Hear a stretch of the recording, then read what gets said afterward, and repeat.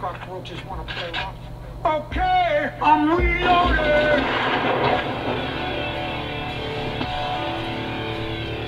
What we've got here is failure to communicate.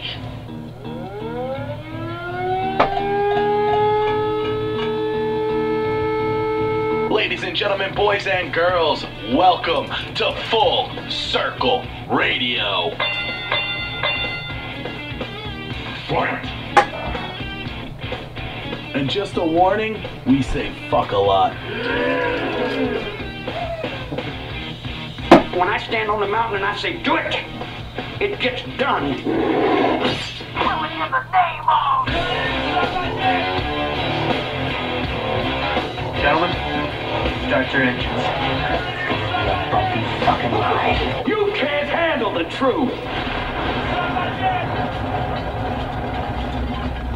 All right, boys and girls, welcome to the post-WrestleMania Full Circle Radio Reloaded. Ah, yes. Are we blurry or fucking what? We're a little blurry. I think Whoa. it's just going to take a moment for it to focus. Holy crap, man. You are not drunk.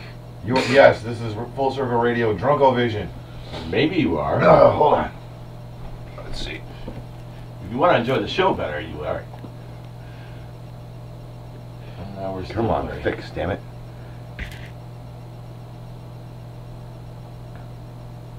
Technical difficulties. Ah, somebody didn't check the stream before we went live. Now, hold on. Let me try something.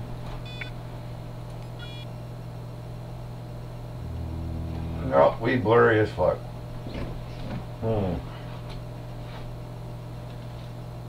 What? we Fuck. still blurry as fuckity fuck. What I don't the know what fuck? the hell's going on. Let's do a take two. We'll be right back. Yeah, give us a minute. We'll be right back.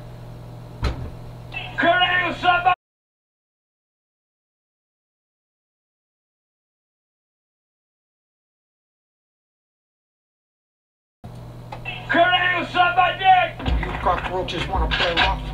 Okay, I'm reloading! What we've got here is failure to communicate.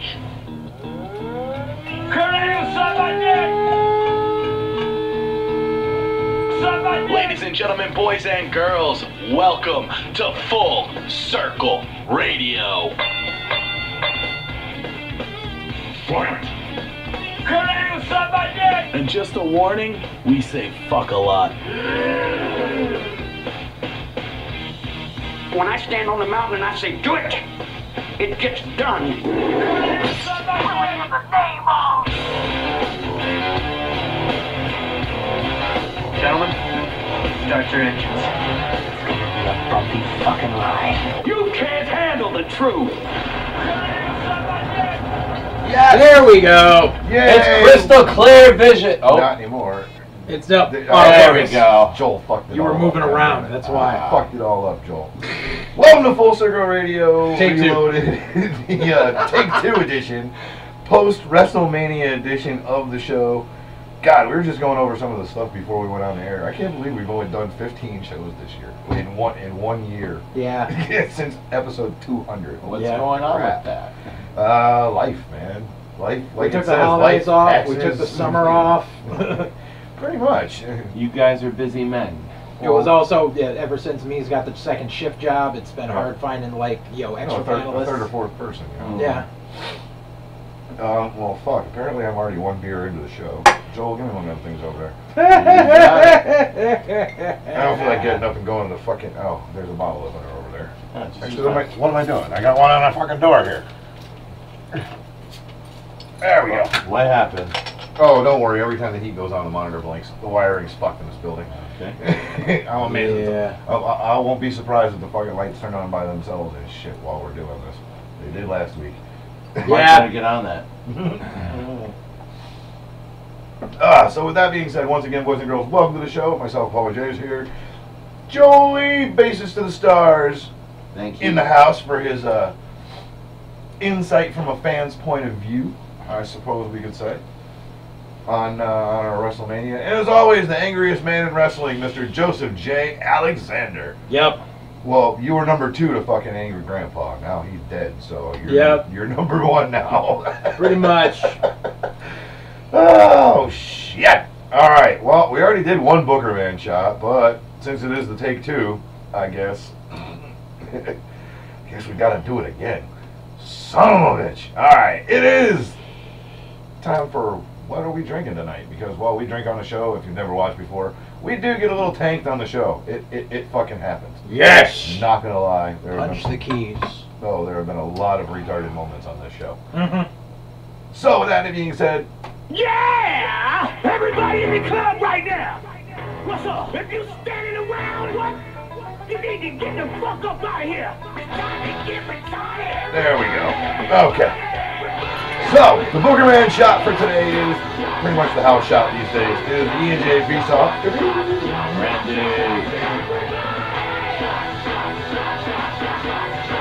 But it's brandy that will get you Cheers. fucked up. Woo! That was for you, boss man. Please don't fuck with my lights this week. Very good. We were pretty much determined that it was boss man fucking with us.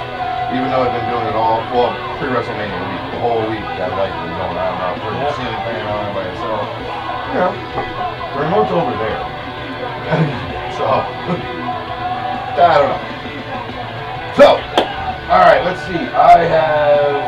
Today I have the Narragansett Summer Shandy with the Dell's Lemons that for a 12-pack they now charge $16. That's a little ridiculous just for lemons. When you can still buy a fucking 6-pack of Tall Boys for $6.99. Because it's the seasonal edition, it's a limited batch. They blow, dude. They make more than enough to fucking. This is probably last year's version. Anyway. No, because last year they were still doing Tall Boys. Well, they had the Tall Boys. I just got the 12-pack of 12 ounce cans. Fucking $16. What the fuck? But at least the last 10 years of WrestleMania. Yeah. And I'm still drinking it on Thursday. So. Yeah. And I have some. What do we got? Hard lager. Yes, we do. Hard. Premium. Live, yes. Ooh, you went for the premium stuff. It's the redheaded stepchild sibling to Guinness. Yeah. But it's already starting the best one you actually tell. Dude, it's Irish. It's named after a musical instrument. I'm all about it. And it's good. The original breweries in Ireland, that shit you're drinking right there was made in Canada. Eh? Love it. Oh boy, yep. It has begun. It has begun. JJ, what is in the Talking Blue Waffle today? Let's see. Let's see. What do we got here? Let's see. I've got an Evil Twin Imperial Simcoe Slacker. I've got a Sanitas Cherry Saison. And a lot of gas. Whoa, I've got a Two Roads Drink Too beer. Juicy New England Style There IPA. you go. And I think I'm going to start off tonight with Shut Up! Turn the fucking thing off. I'm going to start off.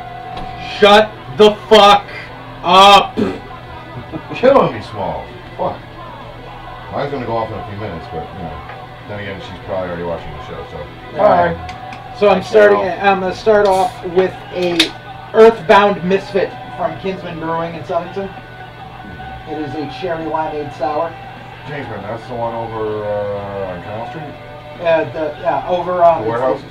Yeah, the old factory. Yeah. Over by the rails and trails. Yeah, that's Canal Street. Yeah. Well, that's the way you get there from here. Or from where you live, actually, just down the street. You take a left right before the railroad bridge. Yeah, near the Dairy Queen. Yeah. And you there? Yep. They got a I really haven't good been- pizza I place haven't- inside there too. I haven't been there yet. They're really they're nice and the beer's good. I wonder if they have music. They really they have live bands. Oh, karaoke's live band. You gotta have Live band something in every day. between. I don't know. I don't know. They've got live musical acts booked through August right now. Oh, it's probably because they go to 7-day compete with Spin Chair. No, because they do just live music 7 days a week too. well they don't do it 7 days a week. They just do it Thursday, Friday, Saturday. Yeah. And fuck Tipping Chair. Yeah, I know. Fuck that place. fuck it right in his asshole. Owner's a douche. He's a dick!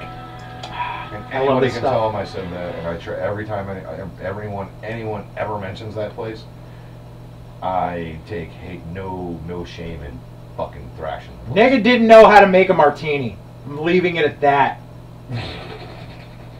And then when I fucking put that in my Yelp review, the motherfucker messaged me talking shit. The owner himself? No, it was probably the bartender. Which one? I don't know, probably the one that fucked up that night. The one time I've been in there. Ouch, you actually went in there? Yeah, me and fucking me, Kevin, and Durf were there one Oh night. god. Yeah, never again. So, No, I'm you going want to to try. Actually, Joel, can you? And I don't want to fucking. Got it. My shoulders are fucking killing me today. I actually did some scrubbing around the house, trying to de-Joshify the fucking place. Are you enjoying the freedom? Do you see anybody here? Besides I was gonna us? say it's a lot quieter. Cause he not gonna be here anymore. Instead, we have Mr. Wilson. Dave Who's Wilson's not a here? good cat. Who's not here at the time? Great right now jazz either. drummer. He might pop through. I told him what time we were starting the show, so I don't know if he's going to try and stay away till we're done, or whether he's going to do a drive-by, you know, and just run into I his hope he room. comes by. It'd be good to Or see him whatever. again. I haven't seen him in a couple of years. Well, he does live here, but he is a busy Right. guy. He's hardly ever here. Yeah, last time I saw him was when we did Davo's album together. I remember that. I own a copy of that. Somewhere. Great. I own a copy of it somewhere in this house. Then again, it might be just straight digital. I believe he's got Speak- it on iTunes. Speaking of local music, I'm actually gonna be going to Bleachers tomorrow night. Who's playing Bleachers tomorrow? Well, Aquanet's playing at Bleachers, but they have a special guest opener. Who's the guest opener? Reunited after about 15 years. Reunited and it feels so good. Grace L. Green, Grace L. Green. Oh, damn. they're back. Oh. Going down with Shell. there's like a 90% chance that I'm working tomorrow. There's still that 10% that maybe not, but most likely I am working tomorrow night, Yeah. unfortunately. Okay, so that's booze. Yeah. Yeah. I forgot which clip to load. There we go. Oh my god! Oh my god! Oh my god! The sad part about it is I know there's like 6 more of these versions that he's done since we got these. I just haven't been able to find them. Yeah. Then again, I'll be totally honest. I don't look that often. It's hard to find song clips these days. Okay, so with that being said, I suppose it's time to move on to some wrestling, right? Yep. And I suppose we should start it off with, because I listed that we would have an announcement, You so we might as well bald-headed start off with that. motherfucking bald son of a motherfucking bitch with a whore-ass goddamn wife and an ex-whore fucking goddamn wife and a fucking daughter you rubbing her ass with goddamn sun lotion! Give it up, Hogan! Kurt Angle sucked my dick! Damn, tell us how you really feel. That's Angry Grandpa, man. Tickets to the Ferris wheel. Oh, yeah. That's, So yeah, you know, so on the local front, because I know some of you are sitting here waiting, going, "You were supposed to give us an announcement." Yeah, okay. So we have to drink first. So Pioneer Valley of Professional Wrestling is having their anniversary event this Saturday. The venue has been changed again. oh no. Yeah, they really got fucked over by the town of Springfield on the past couple of shows. Wow. Why 'Cause- don't they just run in Winstead? No, they're mass. They run in mass. It's right over the fucking border. They run in mass. Assholes. That's Then get on the a thing. fucking Springfield. No, well, this Run the next is town their over. first foray into Springfield. Well, Could the they- problem is could they they used do to it run in Chicopee? Hadley and South Hadley. Oh. What do you call it? Chicopee is no, there's someone else running there now, and it's not nice. Gotcha. And yeah, and unfortunately they had a falling out with the venues in Hadley and South Hadley. So they're in the midst of restructuring right now. So they were supposed to be. They did a couple of shows in the Springfield Mall, Right. and But they that were was definitely not a long-term solution to a problem. well. It was, but the thing was, they had some dates already scheduled. Right. And unfortunately, because their St. Patty's Day show got canceled because the venue got shut down by the town. How does a fucking hall get shut down? Because it was a bar and they lost their liquor permit. Oh. Yeah. Well, they could have just had no booze at the event. No, the whole place was shut down. Doors locked. But hope they got the deposit back. Yeah, there was, yeah. But so they were like, okay, so we're going to reschedule for the, 2 weeks later, the show at the Springfield Mall. Right. 2 days before that happened, the Springfield Mall, the town of Springfield went nope because there was some incident at the Springfield Mall where there was a bunch of kids vandalizing or some shit. So they were like, nope, we can't have this. So they were like, nope. So they were like, okay, so I guess we're not having our next show until our actual anniversary show on April 14th. So I was talking to Tunis tonight because he's the owner. Right. And Jesus. They fucked him again.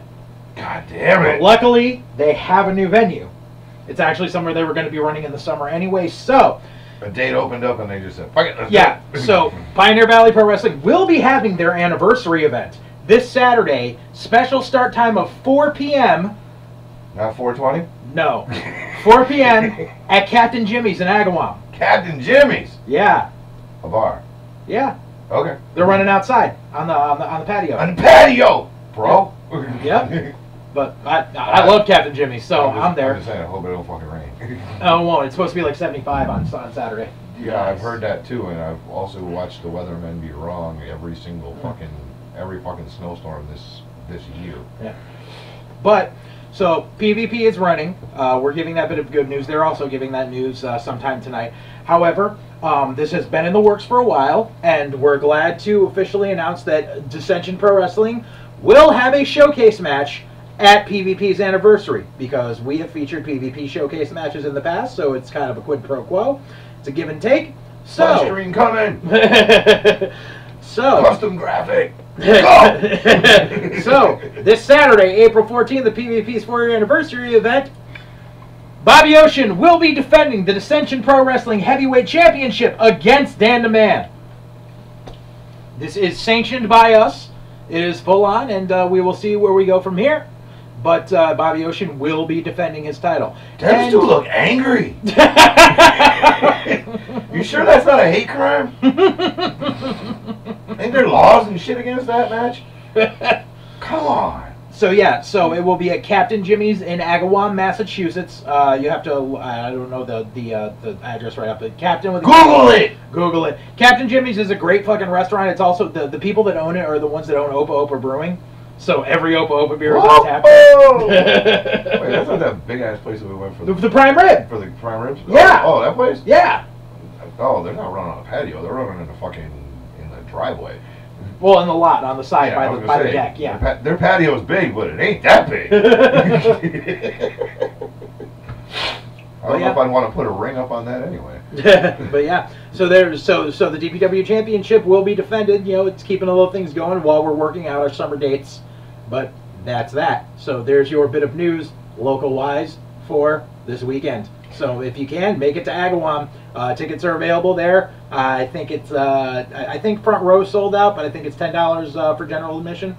And it's going to be a great show. They're announcing the rest of the card within tomorrow, just because they've had to retool everything because of the change of venues. Well, yeah, and all that change of venues and change of fucking people who can show the fuck up. Right, but I know that we're not the only company that's going to have a showcase match on it. I believe Top Rope Promotions is having one of their titles defended on the show, and I believe Blitzkrieg Pro is having one of their championships defended on the show as well. Really? Yeah. It's just a showcase showdown. So it's going to be a good time. PvP You puts hear on that, a hell of Bobby a show. Ocean? You better put on the best showcase showdown fucking match out of all three companies. I don't give a fuck who it is they bring in. Yeah. Yo, showboat. No, all the show. All the showboating. Damn. So yeah, I had to get the Iggy from Tunis to get the permission to announce that tonight because of all the shit he's going through. But so What we're is good the to go. 5 fingers? Say to the face! Slap! I'll be there. I'm not booked, but I'll be there. Well, somebody's gotta be there. I gotta bring the somebody. belt up. You gotta bring the belt. You kidding? We don't let Bobby Ocean travel with that fucking thing. We'd never see it again. Yeah. He hawked that motherfucker months ago. Sold it on eBay. I would have been mad. One of a kind. Why? Because there's only one. Yep. So I It's a suppose one of we a should, kind belt. yeah. Yeah. So I suppose we should get on to everything that ensconced WrestleMania weekend. Oh my goodness. Well, this is why we brought Joel here. So. Just I did not watch the NXT Takeover. Are you guys going to Fail! talk about that? I didn't watch it Fail. either. So what? The I fuck? did. I know you did. And You got the didn't like it? network. I don't have the And network. like I said last week, It was going to be the highlight. Takeover is going to be the highlight of the weekend. And was it? Yes. All right, talk Joel, about you it. have the network. You could watch it anytime I you know want. that, but unfortunately I had to work on Saturday night. And You watch it before. it's been WrestleMania? 5 days since that. Fail. They've had another NXT show since then. Mm-hmm. So what did you like about it? Everything, top to bottom, it was a solid fucking card. Well, Actually, almost no. everything. Let's preface Almost that, everything. bro, with Friday night. With the Hall of With Fame. the Hall of Fame, because There you obviously go. some shit went down in the Hall of Fame. Hall of Fame was almost 6 hours long. God damn! USA put that on, or the network did? Network. Oh well, it's a network. They can do whatever the fuck they want. Yeah, exactly. Like where they would have only done like so many things on USA. Right. This is like the uncut, unabridged fucking. Yeah. Okay, nobody's getting played off for TV, and come back and finish your story the second they go to Oh, commercial. Flair would have been right at You know home. what I'm saying? Yeah. Fuck. Goddamn, almost 6 months. Well, Almost, I mean, it was was like it- 5.5. There's only like 12 people. They let everyone go. Wow. Okay, They fuck didn't it. care. Highlights. Highlights. Dudley Boys were fucking hilarious. I heard. Why'd you wait till our last day together To fucking be entertaining. Yeah. Must have been like the line of their speech. I keep hearing it. I don't know. I thought it was funny right up at the beginning where Bubba's like, Devon, haven't you learned by now? You stand there, I talk, and you just say testify. And Devon goes, I don't think you realize, but I'm a producer now. He's like, yeah, I know. I get texts from the boys all the time. Devon's my producer, LOL. But yeah, and you know, they gave all their thank yous and stuff, and you know, Devon pointed out his son's in the audience who are training right now, and Bubba pointed out the soon-to-be Mrs. Bubba Ray Dudley, Jamie. Oh. Yep, they're officially engaged. Put a ring on it, huh? Yep, Nice. putting a ring on it. Ooh. Yep. Well, good for him. I mean, fuck. He is not a pretty man. Yeah, and they were cool enough where And he got himself a hottie. yeah, they were And he cool lives enough in where South Park. yeah, they were cool enough where Edge and Christian inducted them, and so right at the end of their speech, they had Edge and Christian come out and they called up the Hardys because they were like, you know, the TLC series with us was like the high point of our career, and he's like, and this is the first time we've all been in the same place at the same time since the last time we had one of those matches. And Right. it was interesting. I'm like, oh my God, Edge and Matt Hardy actually hugging it out. Hug it out! Well, you know. Hug it out. You can only let Pounded a fucking each other's grudge, faces you can and only all. let a grudge like that go for so long. You Right. know? Both of them married other chicks, so Yeah. I think they can bury the hatchet, and if they can't, Edge got the better end of that deal. yeah, he did. Yeah. Yeah, yeah. Edge got Beth Phoenix.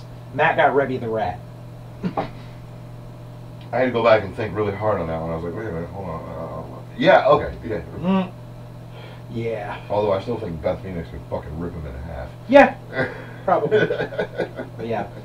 And I mean, you know, overall, like, Mark Henry's speech was both, it was funny at points and it was a tearjerker at points. Well, he's had like one of the longest careers from pretty much, you know, anyone around. Yeah, he was there for 22 years. First 20-year contract. Yep, exactly. And he just, because he started talking about Owen Hart. And Oh, he got to one spot where he told the camera crew, he's just like, focus in on me. He's just like, just get my face in the frame right now. Mhm. And he started talking to Owen's widow, Martha. And he was just like, this isn't the company talking. This isn't someone in my ear. This isn't the boys. This is me. You got to let this shit go and let our brother come home. You know, because everyone wants Owen in the Hall of Fame. Well, yeah, everybody does, and yeah, and again, I mean, we were even talking about it on fucking Sunday while watching Mania. Yeah. Not even talking about that speech or anything, but we're like, yeah, it's fucking time. I mean, Yeah. Let bygones Brett's be even bygones. fucking come back to the company, Right. you know, and not so much seen the light, but Yeah. seen at least the paycheck. Yeah. You know, hey, it had to be humbling for him at least a little bit, because I mean he fucking talked about that fucking screw job for years. Yeah. And that's how people paid him to go on their fucking radio shows and podcasts and, Right. you know, sold their fucking shoot DVDs. Yeah. And for years, that's how he got paid. Yeah. And for him to have to, you know, not go crawling back to Vince, but to have Vince almost come crawling back to him Yeah. to say, come back, we want you back. Mm-hmm. You know, He says, and you can even beat the shit out of me at WrestleMania, which he did.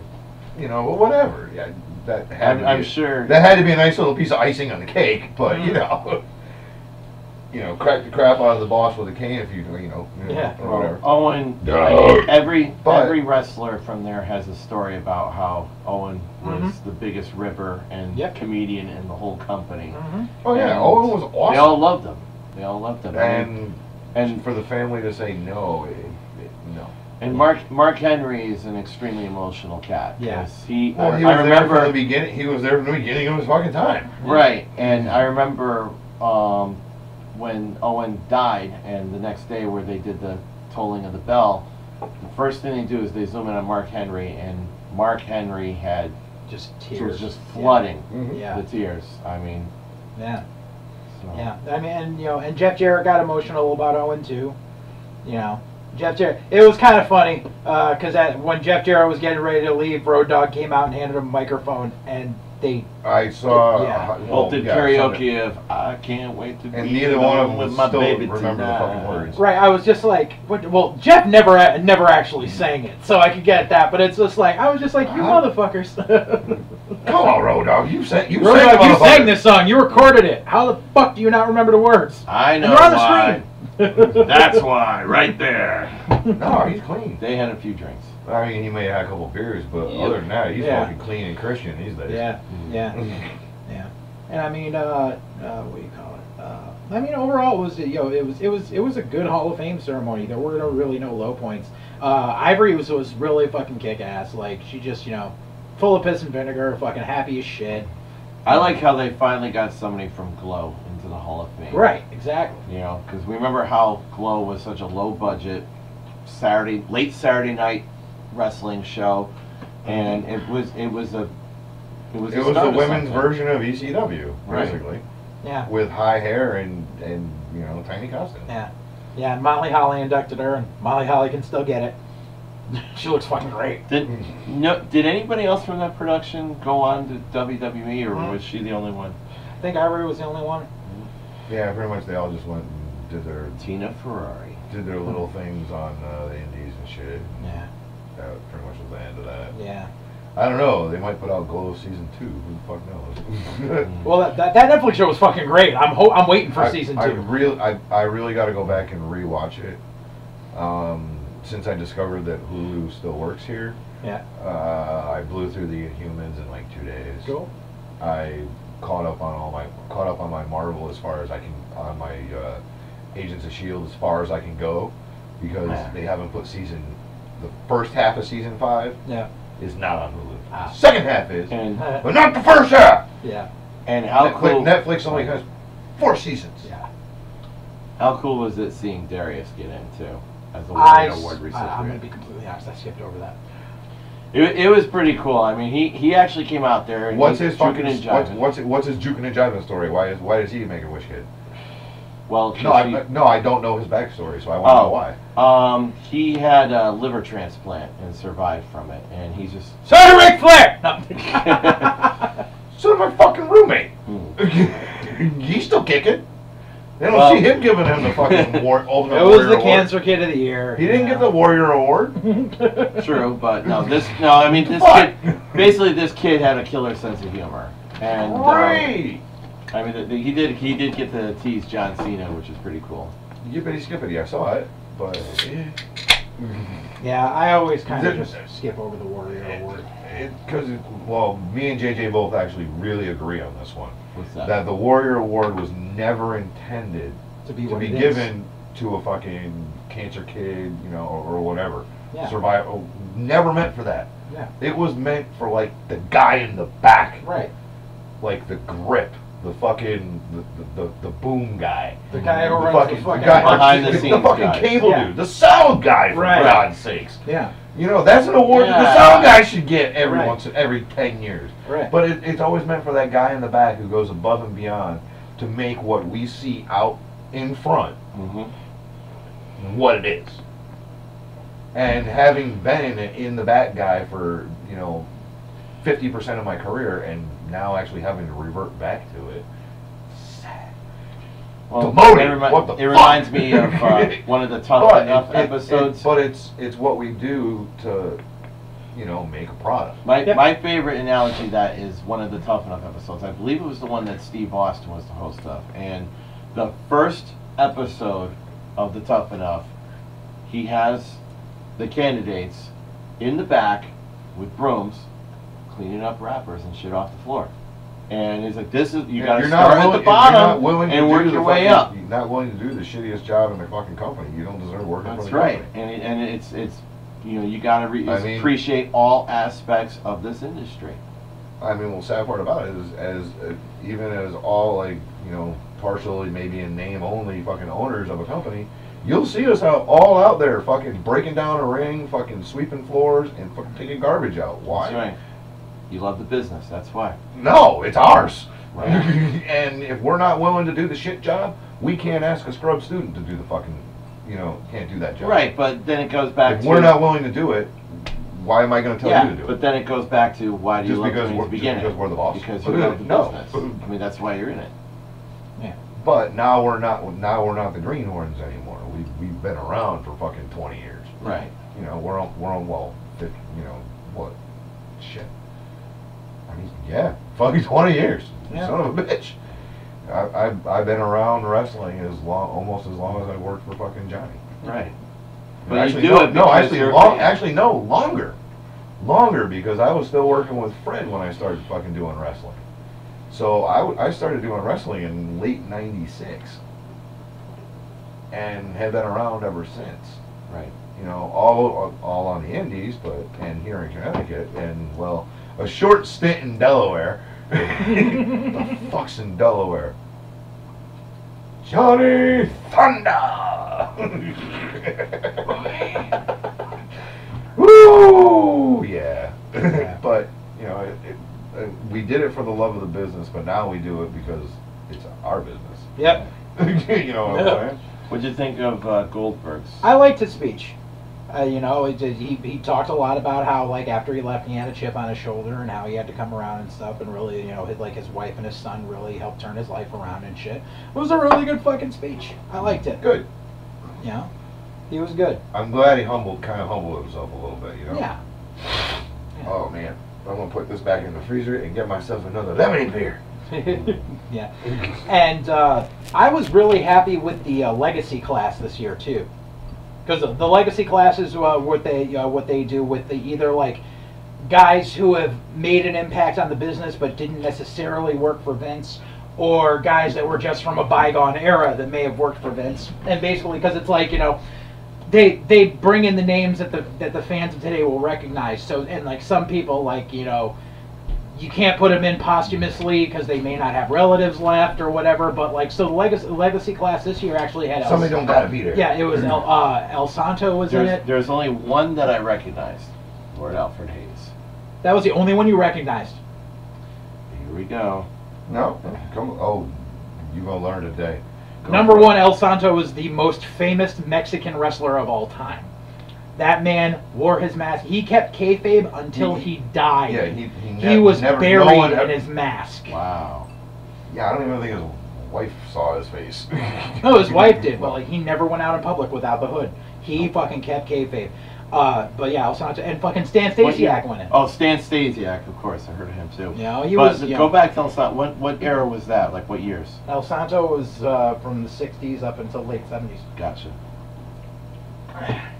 Yeah, but yeah, and Alfred Hayes, obviously, it's I don't think Alfred Hayes has any relatives left, so that was why he went in. But it's like the legacy class, at least If he they're had relatives, he probably would have actually went into the WWE Hall of Fame. Right, and I mean, granted, Stan Stasiak's son is still around, but they're not going to give Sean Stasiak a microphone. Nope. Yeah, but I mean, I've always been a good proponent of the legacy class, just because it gives the nod to those, you know, to those bygone era guys, and it gives them a spot in there. It's Right. still giving them recognition, you know. Right, for their contributions to Exactly. to the sport. Yeah. Yeah. Or to the art of wrestling. Right, exactly. So I've never had a problem with that. You know, and those are the guys who learn how to tell a story without doing flips. Yeah. They didn't even do moves off the top rope. Why? Because if you did something off the top rope, it was end game. You either crashed and burned or felt the thrill of victory. That was it. There was no in betweens on that one. Mm-hmm. Once you hit that top rope, it was fucking over. None of this Right. fucking 17 fucking 450 splashes off the top rope and 6 fucking indie move number 17s to end the match anymore. Yeah. Oh. Back then it was boom. Yeah. Hip toss, fucking, you know, grapple, fucking punch, kick, Right. and that was it. And I was like, oh my god, Superfly is jumping off the top. Pretty much, and that was the end game. Right. There was no getting up from that. Right. Now And you got a Ricky 450 Steamboat, now a yeah. 450 is a fucking transitional move. Yeah. Ricky You know? Steamboat Yeah. with the high cross Yeah. body press. Yeah, but You the could others, end yeah. match that Right, way. Yeah. but it was an end. The others that went in the legacy class, though, Rufus Freight Train Jones. Freight Train? Yeah, from the 70s and 80s. Oh, I love that guy. Golden Greek Jim Londos. He was back in the 40s, but That's the only, I didn't know him. Cora Combs, who was a women's wrestler along, you know, she was like back early along with like Mae Young and stuff way Right. back. Yep, Stan Stasiak. Hiro Matsuda from Japan. Oh, Hero, the one who trained Hogan. Yeah, I didn't. That's right. He was in One there. he had broke- awesome broke his feuds fucking with leg. fucking Yeah, Dusty He did. Danny Snapped Hodge. his leg. Yeah, Sputnik Monroe. He was like late 40s, but he was there. Dara Singh, who was a big fucking India. Indian, yeah, from India. Like before Tiger Singh was fucking Dara Singh. Okay. And so, you know, he was just, you know, big dude, you know, El Santo, and Boris Malenko in it. Dean Oh, Malenko's Dean dad. Oh, yeah, that's right. yeah, Yeah, Dean's father, amazing worker. Okay. Amazing, The one I knew the most was amazing worker. yeah. I mean, I've seen some of That's the right. shit from the old days when they compared father and son Yeah. clips together. Yeah, They Dawson both Balls. worked fucking pretty much the same. But Malenko also worked in that high flyer gimmick, Mhm. whereas his father, they didn't go to the No, top it was rope. all grappling. It was all down on the, you know, first and second, Mhm. usually first rope. Not the second rope was almost an end gamer at the time too. But if you went to the third, whoo, you were dying. Yeah. But yeah. Well, like I said, Hall of Fame overall, very enjoyable. Next year's is going to be interesting. I'm probably going to be at it. Well, yeah, it's in fucking Giant Stadium. Brooklyn. It's in Brooklyn. Yeah. Not Giant Stadium, but Barclays Center, right? Barclays. Yeah, everything except Mania is going to take place at Barclays. So I'll be at the Barclays Center shift and then take the train back home. You're not gonna stay down there for the 2 days? I was just gonna say, do either one of you have plans of actually seeing me? I know you and I have talked about it, but I will I- no I'm not no actually- fucking I went point. online. No way, I'm going for I a went fucking online. point. The Yeah. nosebleed the nosebleed sections of Giant Stadium. I've seen football games from up in that area. You can just barely see people down there. They're like little Unless, limits unless on you're the gonna screen. watch the video screen all night, I You're do that paying- better at home. you're paying like $250 just for the nosebleed section. Yeah. Then when you go down the section lower, it's like $600. Yep. Then you go not on the floor, but on the 100 The section, first tier. $1,200. Yeah. So Yeah, I'm how not- much is it on the floor? Right. 2,000 up? Yeah, I'm not gonna bother with that. I'm gonna spend $50 on a ticket for NXT Takeover. I'm gonna spend $75 on a ticket for the fucking Hall of Fame. Maybe if I feel like it, I'll go to the Raw after Mania. But I just want to go. I just want to go to a Hall of Fame ceremony and Mr. a Takeover. I could give a fuck if I ever go to a Mania. Because it's after Shell and Mees went to the Rumble this year in Philly. Shell was like, it's not about the pay-per-views aren't about the live experience. She was like, you know, No, it's house about shows are TV. good, but you know, it's It's all about better TV. watch. It It's is. all about the fucking TV. It is. I mean, I had a chance to Vince go see McMahon. WrestleMania 11 when it was in Hartford, and I turned it down dumbest fucking mistake of That my was a life different. right That was there. a That was a different time. It era. was a though. different era, but it was like a time where you could have seen Mania without doing a freaking mortgage payment Yep. for a Pretty ticket. much. You know, it's just. I mean, I could have seen it for like $75. All I had to do was just drive home from Albany. Why I didn't do it, I don't know. Yeah. I could have seen Pamela Anderson live because that's who was there that night. And Jenny McCarthy. Jenny McCarthy too. Let's Before she see. went out crazy. What, the last pay I've been to one pay-per-view and like 4 Raws. The last pay-per-view I went to was the Hell in a Cell with Mick Foley Yeah. and Trips. Yeah. His retirement match. Yeah. I was there. I was at that one. And my best Monday Night Raw was right around the Brood. Yeah. And I literally was on the corner where Gangrel spit the blood out. Mhm. And I had my DX shirt on, and it was covered in red food coloring. Because that's all it was. Actually, Hate to spoil it for you boys and girls, but it was fucking food coloring. back in 80, Water and food coloring. back in '87, I got to see main event, Saturday night's main event at Hartford Civic Center where Hogan Orndorff had the cage match. Oh yeah. So I remember that. that was the famous it's tied, and Danny Davis come over and they Yeah. knock him out, and then they go through it again, and Orndorff did the wimpiest freaking razor job I've ever seen. You couldn't even barely see that he was bleeding. Mm. He thought he had a pretty face. Yeah. But yeah. So anyways, so Takeover. Top to bottom, very solid show. Only Still qualm know I nothing about that. only NXT qualm roster. I had was No, Ember nothing. Moon dropping the women's title to Shayna Baszler.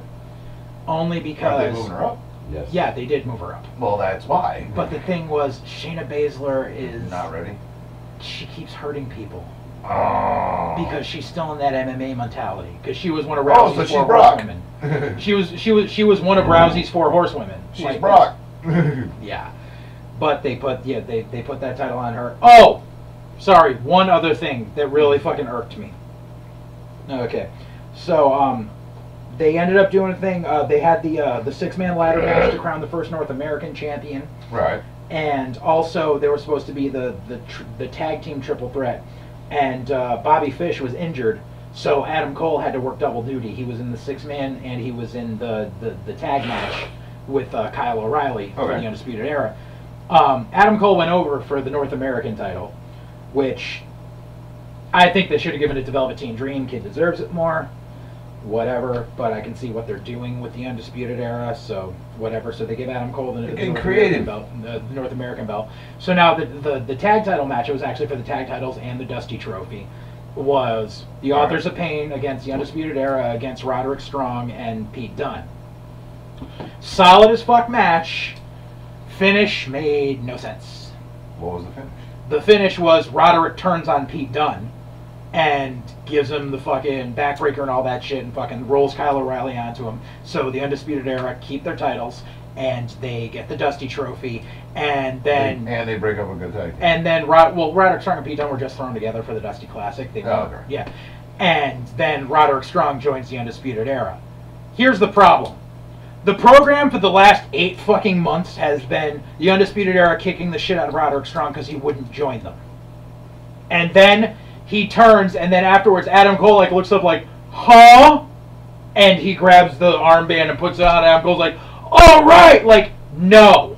It should have been, aha, and it would have been fine. But the whole fucking premise of that made no fucking sense whatsoever. It should have been, we finally got him to fucking see our side, not, oh my god, he did this on his own. He's finally seen the light. Right, like, no, it didn't work that way. I'm sorry. I think we beat him down enough times where he just finally saw what was up. And because they needed to turn Roderick Strong heel because he sucks as a babyface. I've never liked Roderick. Like, I've worked with Roderick Strong, and he's not a believable babyface to me because I know he's a cocky asshole in real life. Like, he's So a he great. needs to be a heel. He's a solid where he needs to be a heel. He really does. He needs to be a heel. Or at least a tweener. Yeah. No, But tweeners are fun. Because yeah. no matter what you say, you still get that baby face fucking pop. Yeah. But when you do a bad thing, they don't fucking hate Yeah. on you for it. That's the beauty of the tweener part. Yep, and the title match between Andrade Cien Almas and fucking Aleister Black, fucking amazing. Aleister Black, he finally fucking, what do you call it? They put the title on him. Andrade dropped it, because I see him going up to the main roster by the end of the summer. Okay. You know, I think they're waiting for Drew McIntyre to be healed up so they can have their little blow off down there, and then they'll both end up on the main roster. Aleister Black fucking deserves it. Fucking great dude. And then the unsanctioned match between Tommaso Ciampa and Johnny Gargano. Fucking amazing. Fucking just, for a no DQ match, there was still a great ton of psychology in it. Right. And they let him go like 45 minutes. Really? Just Yeah. all over the place? Yeah, it was a little all over the place and stuff, but back into the ring and stuff. Just overall, really fucking good. Solid top to bottom. Fucking, the amount of time they gave him was really good. Because, you know, sometimes matches like that, it's like they give him like 15 minutes and call it a day. But the title match and that match both got over a half hour given to them. And they fucking utilized it well. Good. In other words, they planned to match well. And both knew that they were in the shape to do it. I love when you give somebody like 40 minutes. Yep. It's like, dude, you guys are closing the show. You better tear the fucking house down. And they did. You got a half hour. And then you look at Big Jim and he goes, after 5 minutes, dude, I blow the fuck up. I'm like, come on, man. We've only been out here 5 fucking minutes. That includes the entrance. Come on. You got 30 minutes to go, dude. Yeah. Let's go. Glenn, I got a concussion. I know you do, but I'm out here with a blown knee. Just chase me around the ring a couple times. We'll waste a minute or two. Yeah, but you know, for the culmination of an almost 10-month build, excellent. Well done. Well, it's because it had a 10-month build. Yeah. Not 3 weeks. Or in this case, for the next pay-per-view, 2 fucking weeks. Come on, you just come off the biggest show of the fucking year and you're already fucking trying to reset and do new fucking shit for the next pay-per-view in 2 fucking weeks. Come on, man. Fucking horrible. They should have just did WrestleMania in April and then waited the 7 weeks and then did Backlash. I know it fucks up the whole time. Well, no, Backlash is 5 weeks out. What's in 3 weeks? 2 weeks? The greatest Royal Rumble. the event in Saudi Arabia. The event in Saudi Arabia. Oh, okay. I understand they want to do a big card in Saudi Arabia, but just do a big card, a night of wrestling for the sake of doing wrestling. Well, not even a night of storylines. A lot of it enemies form alliances to go up against other enemies in a fucking demon tag team. I don't fucking know. Well, no, they announced the whole card for that, and we'll get to it. It's actually a really solid fucking card. I'm really looking forward to that show because they're going to show it on the network.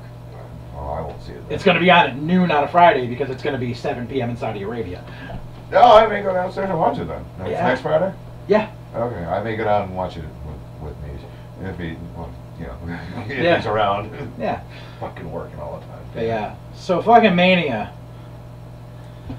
Boy, I can't pick shit. That's all I can say. You can suck my dick. Like, okay, let's start off. Cruiserweight Championship match. Remember when a Spanish Fly was a finisher? Yeah, it was off the top rope. And the thing is, the Spanish Fly was only invented like 12 years ago, for Christ's sakes. It's a fairly newer move, maybe 14 years. Now it's a transitional move. No, a Spanish Fly is a fucking finisher, for Christ's sake. That's what I say. That's what you say. But that's what and we touched on this fucking last week as to why are these guys fucking killing themselves for fucking nobody. It's because these guys are doing it as transitional moves. I can't end the match with something that somebody did on Raw as a transitional move. But I mean, other than that, for the Cruiserweight title match, it was solid. It was good to see Cedric Alexander finally get that rub. It was, for what it was good. Don't get me wrong. The women's battle royal, I completely missed. And all I know is Natty had a major wardrobe malfunction. Yep. Yep, you saw a little booby. No, no booby. Oh. Cooter. I missed that Her part. pants ripped. Oopsie. Yeah, big cooter shot. No, we actually thought. What? Here's. I learned my lesson with leather pants a long time ago. We predicted it was on going a to be Hallow- between. on a Halloween at what the fucking place was I working? Oh, it was that fucking motel in Plainville on Crooked Street. I was Crooked working at the Street hotel, and I had leather pants on, and I did a slide, and my knees lit on fire, and the crotch spit on my pants, all at the same time. That's why you don't buy leather pants from Hot Topic. Yep. Well, the women's battle royal. I mean, we knew it was like going to be okay. It's a big build up. Here comes Bayley and Sasha. They were the last two girls in the ring, so we thought. And then out of nowhere, here comes Naomi, who I guess she got. You were out of nowhere. She got thrown under like the bottom rope or something like that, and just hung outside the ring until the last two, and then came in and surprised Bayley. She did and the kicked her Dolph. out. She did the Dolph without actually being in the ring. Yeah. I mean, it was what it was. Whatever. It's in the books. I don't like the ending, but whatever. What about the men's battle royal? Very happy with that. Shit fest. They turned Bray Wyatt babyface, for Christ's sakes! Mm-hmm. That shit. No! No! No! I think it's temporary with those two. I don't give a fuck. It should never have happened. Bray Wyatt should have been a heel his entire fucking career. Especially the way they introduced him. Yeah, I mean. Right. But. Yeah. But instead, no, he appears out of nowhere and you think, Now- woohoo, he's gonna get Matt. No, he's with Matt Hardy. Now he's Matt Hardy's bitch. Yeah. Ah. Yeah. Now he's Matt Hardy's Let's bitch. hug it out, bro. And he helped Matt Hardy win the fucking Battle Royal. And it's like, here's where it's thinking, because, like we talked about how it's like, no one's ever getting buried, everyone's always getting paid. But you look at the comparison. Last year's Mania, Matt Hardy won the tag titles, Bray Wyatt was defending the WWE Championship. This year, their high point was in the pre-show Battle Royal. Well, for all intents and purposes, Bray was hurt for a while. Wasn't he? Well, he had the viral meningitis, but so did, like, everyone. He did. Roman Reigns did. He was the one that started with it. Oh. Yeah, he was the one, everyone got it from him. But still, Take a Z-Pack! I mean, he has a much stronger character than most of the WWE. He does, but unfortunately now they've turned that character into a bitch. Oh! Because I hate the Matt Hardy gimmick. I don't give a fuck how I don't people like do- the delete. It's fucking annoying. Yeah. It's fucking annoying. It was annoying in TNA, and it's annoying now. That's the only thing keeping it relevant. I don't give a fuck. I don't either. I wish they'd just go back to being the fucking Hardy Boys and wrestle. Or even some of their without the characters, meth, like without the meth and when the Jeff DUIs. Hardy dressed up as Willow or any of the other characters that he. Fuck no, that was all stupid because he was fucking high on meth. Yeah. He just got a DUI. What, 4 weeks ago? Mm-hmm. And he back on TV for fucking WrestleMania? Yeah. Or was it For Raw. For Raw. Back on TV for fucking Monday Night Raw. What the fuck? Any of us get a DUI? We were losing our jobs. Yep. If it wasn't for the fact that I was doing this job when I got my DUI, well, not this job, but the job I'm currently still in, I would have lost my job. Why? Wouldn't have been able to go to work. Mm-hmm. It's not like I got fucking marks who are going to fucking drive me everywhere. Yeah. Well, apparently he can afford it. Well, I should fucking hope so if he didn't smoke it all. That's right. I smoke a bunch of weed, but that's weed. That's not some shit that will blow up your house. Mm-hmm. He didn't blow up his house. They killed my dog. He blew up his own fucking house. Enough said about No, Jeff Hardy. Jeff, you killed your dog. Enough said about it. Jeff Hardy. You can suck my dick. Yeah. Yeah. All right. IC belt. Want to talk about that? Solid match. Solid match. Very Solid enjoyable. match. Very I enjoyable. enjoyed the match too. However, I picked Finn Balor. I thought for sure they were going to give him the. Well, no, because JJ, who do we pick? You must I have picked honestly, The Miz. I thought Miz would have retained just because they were working on that shit. I wanted Balor to win too. Oh, that's right. We were wrong on that one. We were wrong on all the title changes. Well, I knew that they were going to strip Miz just so he could have a little bit more time to spend. Well, with he's got to, Baby, you know, yeah. bereavement reason. And Not- you They're know, but stripping Seth Miz has already because- been there. because they and- didn't want him to get that fucking longest champion. Not only that, they're taking that off Miz because there's something coming up the pike. There's a feud that's been brewing for the past year and a half that they're finally able to cash in on, and that's the fucking return feud between fucking Miz and Daniel Bryan. That's where the money's They can pick that back Yeah, up. I can definitely see that. Although, actually, on a But side that means note, Brian I thought needs to about fucking it. drop his fucking his He did. title. Yeah, No, GM, he did. Oh, he's, But we'll get Yeah. to that. Yeah, he's no longer the GM. I didn't watch SmackDown or Yeah. Raw. Oh my God, we actually got one up on him. You got one up on me all the time. I don't watch wrestling. I usually work. All right, but no, I would have picked Finn just because I thought they were going to give him more of a push because he was a former Universal Champion. I think they're going to be sending Finn to SmackDown to feud for the WWE title. Well, they gotta switch up some shit because obviously due to some fucking wins later on in the card that we haven't talked about yet, there's gonna be some fuckers going to SmackDown, and there's gotta be some fuckers going from SmackDown that because they can't go there, gotta go there. So And- unless they break their own continuity and they stay, who the Yeah. fuck knows? But then again, isn't the shakeup Next week. about everybody, even the management can switch, or management stays for each show? Management stays for each show. Okay. Yeah. I said that could be the ultimate shakeup. All right, next SmackDown Women's Championship match: Charlotte Flair Piss me defeats off. Asuka and Asuka. That was the Keep it match of the retail. night. I called and said that, and that was the fucking match of the night. It was I really- agree. it That was was a really my good favorite match. match. You of know the night. something? I'm not mad that Asuka's streak got broken because it was a hell of a match and the finish was fucking solid. And if anyone was to fucking beat her, having Charlotte do it is completely fine. It's not some fluke bullshit. They had a hell of a fucking match. Kudos to both of them. No qualms about fucking Asuka not winning. It was good. I was agree kind of with sad that. to see that it didn't happen, but at the same time, I can understand why they did it.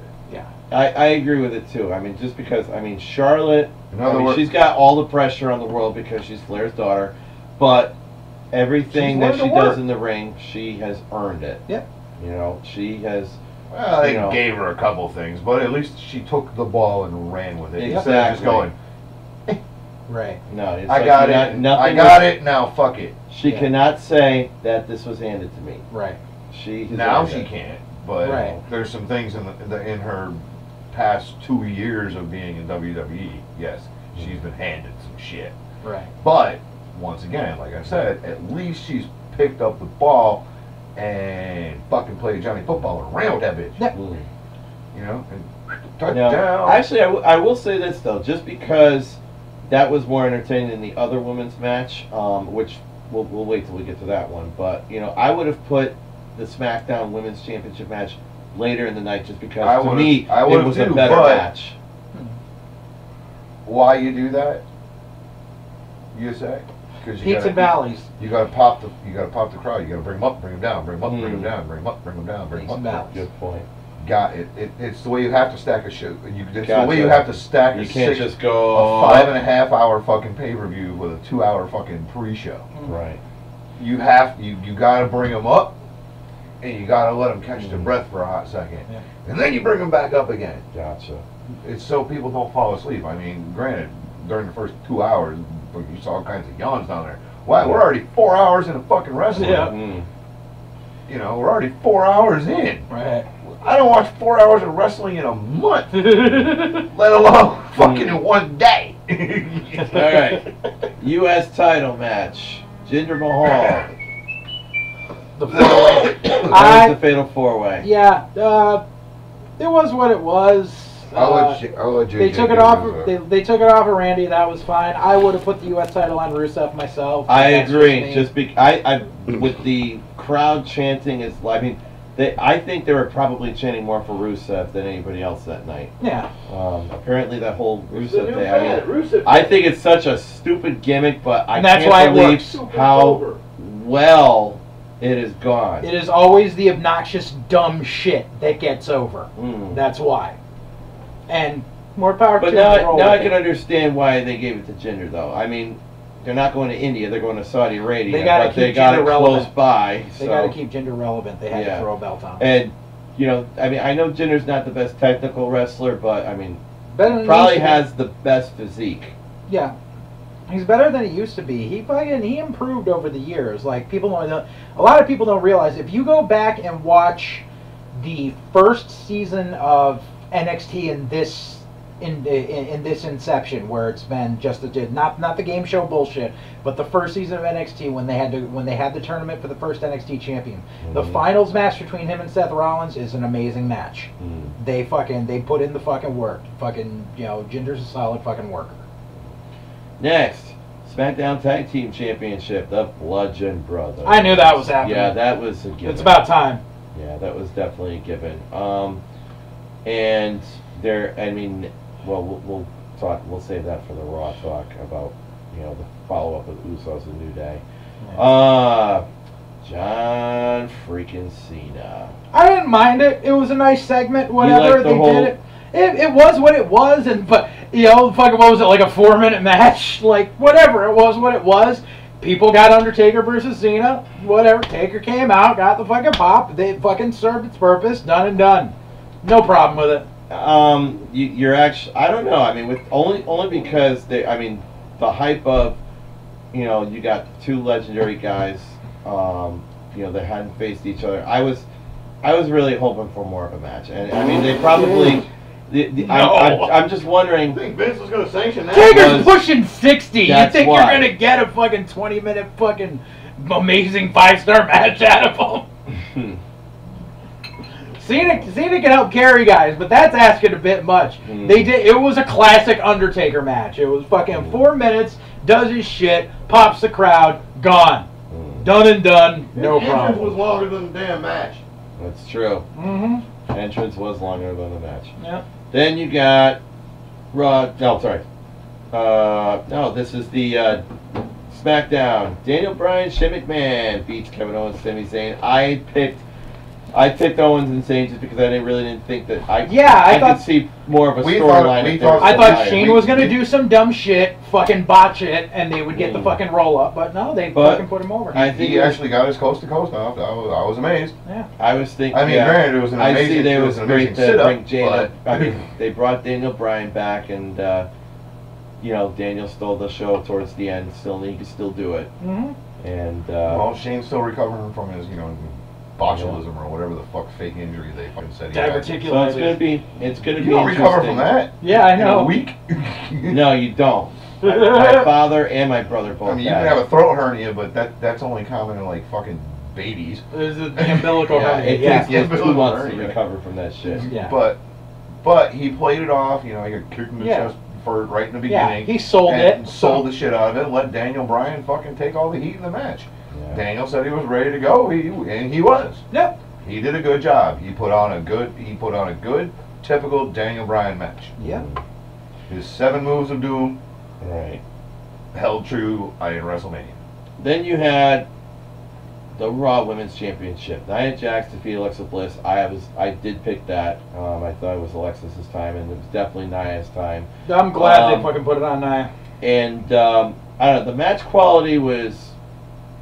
I'm sorry. Just only it was because. David versus Goliath. Only Only this time David did not win. Only because the Charlotte Asuka match was just so incredibly good. I mean, There was no way those two there were was- going to top it. Yeah, There's I no mean, way. They're There's just, no way those two were going to top it. you know. But I mean, I'm, you know, great for Nia Jax, and I hope she has a really good run with Vince's that. music go? No chance in hell. Yeah. Then we go to the WWE Championship match. AJ Styles. I know the two of you picked Shinsuke to win, as did I, and I thought for sure, just because of, I mean, I don't think WWE has given anybody such a strong push like they have Shinsuke in a long time. But I do know Stephanie's mentality of how she likes to fuck with the crowd, like she did with the Undertaker streak, because I believe she was the one that called that one. Saying, No, Taker called that. Yeah. let's take Taker WrestleMania called- 30 to Taker- shock everybody. Taker Taker called calls that. Taker calls the match. Taker called that. Okay, but No, you know something? the shocker was the heel turn. That fucking, you know something? I said that Vince was going to find a way to troll the audience, and that's how he fucking did it. And you know something? And it was funny because Shell's yelling at me. She's like, "You can give a fuck." I'm like, I never said I didn't like Nakamura. I was like, I said I don't get the gimmick, but I never said I didn't like him. He's had some great fucking matches. And you know something? After that, and subsequently what happened on SmackDown, Nakamura is my favorite motherfucker on the roster now. From now, if they keep him fucking heel I for the knew next it. 2 years and all he does is punch people in the dick and kick them in the back of the head, he would be the greatest fucking heel ever. Let me tell you, the minute I saw that low blow, all I kept thinking was JJ must be dying and he must be laughing his ass off right now. I was like, fuck yes! I knew it. I knew it. And kicked him in the ding ding. I was fucking, it was like, I was just like, oh, come on, don't give me the stupid Japanese respect spot. Boom! Oh, thank you! Oh, speak English. All right, I'm sorry. We got to jump ahead on this. What happened 2 days later? Twice! Oh my god, that was so fucking great! That was so fucking great! Twice. Punch him in the dick again. If he just keeps doing that, I don't give a fuck. That could be his every match. That's all he does is just punch him in the dick, kick him in the back of the head, pin him. I Oh my fucking God. yes, Nakamura for the next fucking decade. I don't give a fuck. Nakamura for president. That was right there. All right, let's see if this actually works. I was just looking for Punch him it. in the dick. Dick, motherfucker, talk shit. I'm gonna punch him in the dick. This should be his new fucking entrance. It Fuck should be. yeah. That would be fucking great. Juicy crack ass. Yeah, juicy carcass. Yeah. Punch him in the dick. All right, then. Raw Tag Team Championship match. Braun Strowman taking a 4th grade child. That was out of the hilarious. Audience. He broke some labor laws. There's your. It was there's one your of Valley, the, but it was still, one of the ref's great. kids. The best Okay, part that's what it though, was. he introduced. Okay, his, so that ref got a big ass payday. Yeah. They introduced the kid as Nicholas, Right. and I love it. And as they're in there, they're like, "We want Nicholas!" Clap, clap, clap, clap, clap. We want. And then when he finally tagged him, the whole crowd went once, and the poor kid just stands there, waits about 10 seconds, turns goes around, off his game. and then tags Braun right back in. Power slam, 1, 2, 3, and the poor kid could just barely get the belt up. But you know what? Youngest tag team champion ever. He could go to any wrestling school at 14 years old and go, "What, bitch? Who you beat?" I was a tag team champion at 12. What you got? And then the final His, match. his oh, sorry. Twitter's blowing up. Yeah. His fucking Snapchat. He probably didn't even have these things yet, but he got one now. Yep.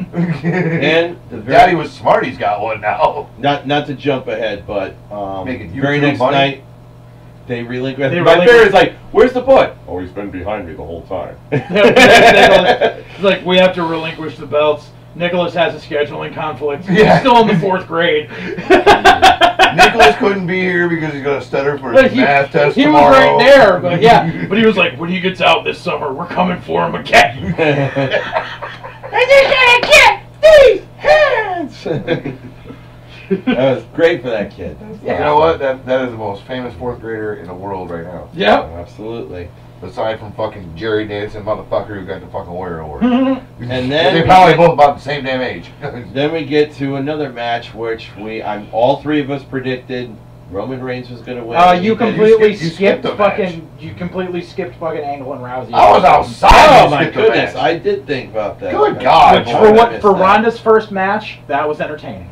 She did a really She good job did for her first fantastic. match. And, She if, did and the sad fantastic. part about it is if anybody was holding back and tentative, it was Steph. Yeah.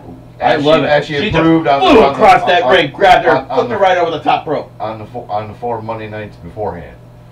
You know, especially with that fucking table breaking spot. Mm-hmm. I was like, I'm trying to fucking hit you, but you're. And I love it Where how you at? it was. Where you at? It was a Where mixed you tag at? team, Okay, but up and over. it was a mixed tag team. But she was like, "No, I want to fight Triple H. Yeah. And they go at it. It was Well, entertaining. Loved it. that's her supposedly being the baddest woman on the planet. But it was entertaining. We all know she's not, obviously, because she's For been the knocked the fucking fuck out. Gaga celebrity match, it was Right. entertaining. It was better than fucking Tyson versus fucking who the fuck? Not Mike Tyson. Who the fuck did that? Fucking Snooki. Oh, it was way more entertaining than 90% of the celebrity fucking matches that we've Right. ever had in the past. Right. I mean, granted, the Arrow guy, at least he's in shape and can learn how to take a bump really quick. Because, Yeah. well, he learned how to take a bump for his own stunts in the show. Mhm. So he just he She just has to learn to hold. She and had the great grabs and the go. psychology in that ring too. Like my favorite was, she was about to. That was her being fed And- everything she needed to know Yep. as And it was going on. Triple H in the grabs ring. her, pulls her down for a second, and it's like, He "Well, what told are her you what doing?" to And do. they're like that. He It's just like, told her what to do. "Okay, fine. I'm gonna go beat up your wife some more." Yep. Yep, that was funny. Mhm. Yeah. But no, that was an entertaining But match. he probably fed her the line. And Oh, probably- sure. And probably told her exactly what to do next. But she did really good with it though, Yeah. and I think she's got a good future. And I love it how after the armbar, which by the way, you all predicted. I'm We all like, there's knew. like she got down, she's got Stephanie's arm. Like, yep, PJ. We were just talking about this the other day, PJ, and there's the armbar. Tap out like after what, 1-2 seconds? Yeah, but it was only after the third or fourth attempt. Yeah. And they even teased the ultimate schma spot Yep. with the fucking ankle lock and And fucking the armbar armbar. at the same Mhm. time. They teased it. They didn't Yeah. let it do it. They didn't let it happen. They but knew they that at least the teased crowd it. was expecting it. Well, they at least teased it. Yeah. But we all knew Ronda wasn't that celebrity, since they're signed to a fucking contract, is not gonna lose their first match. Right. Especially not at WrestleMania. Why? What do fucking Steph and Trips got to lose? Nothing. They have careers. They don't need to be in the ring. They did it as a schmosh spot, Yeah. just for her to get out there, and now she's wrestled in front of 70,000 people, which is a bigger audience than any UFC event's ever drawn. Yeah. By at least a couple 100,000. You know, by at least 100,000 people. Well, by 50,000 people. Who's calling you now? No, that's my alarm. Oh, okay. Yeah. So in about a minute and a half here, we're gonna just have a moment of silence. It's We're gonna go a little dark here, boys and girls. We're going a little dark, and it's just because it's an observation. It's a lot of people I know that are doing it. A very, very close person to me passed away 2 years ago today. So at 10:30 p.m., we're all having a moment of silence in his honor. So Are my clock slow? it's 10:28 right now. Oh, I was gonna say, damn. Yeah. 2 Well, minutes. that one says 26. I'm like, fuck. Yeah. My clock says it's slow. Yeah. So we'll do that when 10:30 hits. But yeah. But You know, again, I mean, for what it was, and we all knew it was a gimmick match. You know, every WrestleMania has to have a gimmick match. And what, That what was this WrestleMania's gimmick match? Well, one thing I really did love It though brought was that Kurt right out of after the retirement. armbar, Kurt's still looking good. He's a little slower than he used to be. right after the armbar, they Trish was showed still Dana White standing up, Of giving her a course. standing Fuck ovation. yeah. Why? Dana White made money. That's right. Dana White made money. Dana White getting a shit suit out of him, but Dana White made money. Yeah, it's real fighting wrestling. UFC's more of a work than WWE. That's what I'm saying. It's real fighting wrestling. I'm sure we'll talk about that after Mania. No, we'll I'm talk sure. about that on another show when we have absolute proof. But for now, we We just got call video. for now we just call it a work. For now, we just call it UFC a work. But I think definitely, just in closing, before we get to the moment, I think Ronda Rousey's got a good future. Yeah. Yeah, if she I'm sticks looking. with it, I would love to see her I would- fight I would- Asuka or Charlotte. I would love to see. No, she can't handle any of them yet. No. She can't even handle a Bailey. Because, well, she She can needs. definitely handle the current champ. Well, we'll get to there. 10:30. Okay, it is officially 10:30. JJ, Shut- please take over. Moment of silence.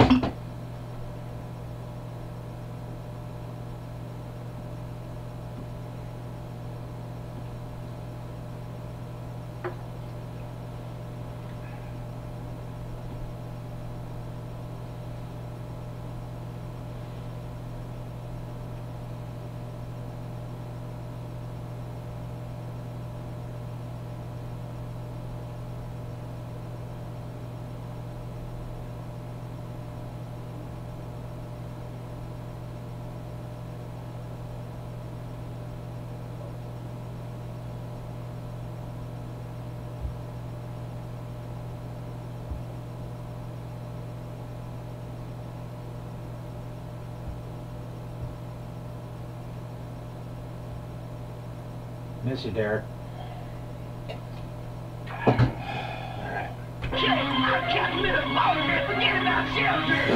All right.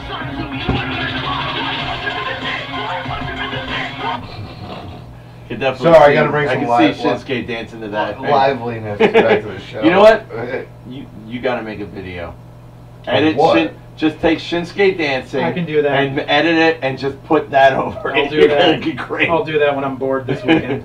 All right, last match You to see talk guys about. punch him in the dick. Last match to talk about. Roman Brock- got screwed. That was the castration mix, by Yeah. the way, of Yeah. that song.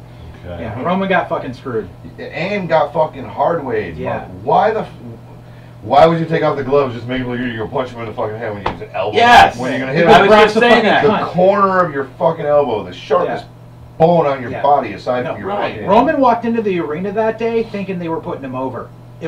Brock re-signed his contract that day. Oh, that's fucking balls. It's the same thing they Because did to him his- fucking 2 years because ago his when they fucking- switched the fucking Because his ending. fucking suspension is fucking for the UFC is still Yep. over a year left. Mhm. That's balls.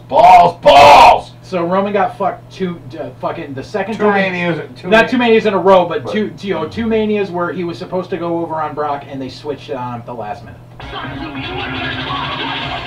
All right. Outside of the elbows, the overall match. Horrible. I agree. Because And all I'll Brock tell you can why. do is. It was all fucking- finishers. I'm sorry. The shoulder block, the Germans, the F5s, they gotta learn how to do more. And Brock, Brock's never gonna learn how to do more. No, because he's over that way. Why He the just fuck? Like the He only doesn't thing feel that like it he needs established, to. the only thing that doesn't care. established is that Roman can take more than one finisher. Because Braun got pinned after one F5, Samoa Joe got pinned after one F5, Taker got pinned after two F5s. Roman took 3. 6. Taker took 3, I believe. Three, yeah, probably 3. Yeah, Roman took 6. But took six F5s and 11 Germans. Somewhere between 7 and 11. Roughly. And 3 stiff-ass elbows. And Yeah, fucking elbow busted him open. elbow shiver to the fucking forehead 3 times. Yeah. Yeah. You know. Yeah. And as it was, when the match fucking ended and Brock went to the back, Vince started going off on Brock for busting Roman open the hard way. Right. Well, Brock that's fucking fine. threw the fucking belt at him and flipped him off and walked out. Well, I don't know if it Who the hit fuck his saw that? part of it. And Shane This McMahon is saw it, reported. and then Shane McMahon came in like he was going to fight Brock. Yeah, good Mhm. luck with that. Yeah, Brock will fucking Brock rip it, kills rip it, Kick him in the rip- fucking kidney. Well, you know. Punch him Yeah. in the dick.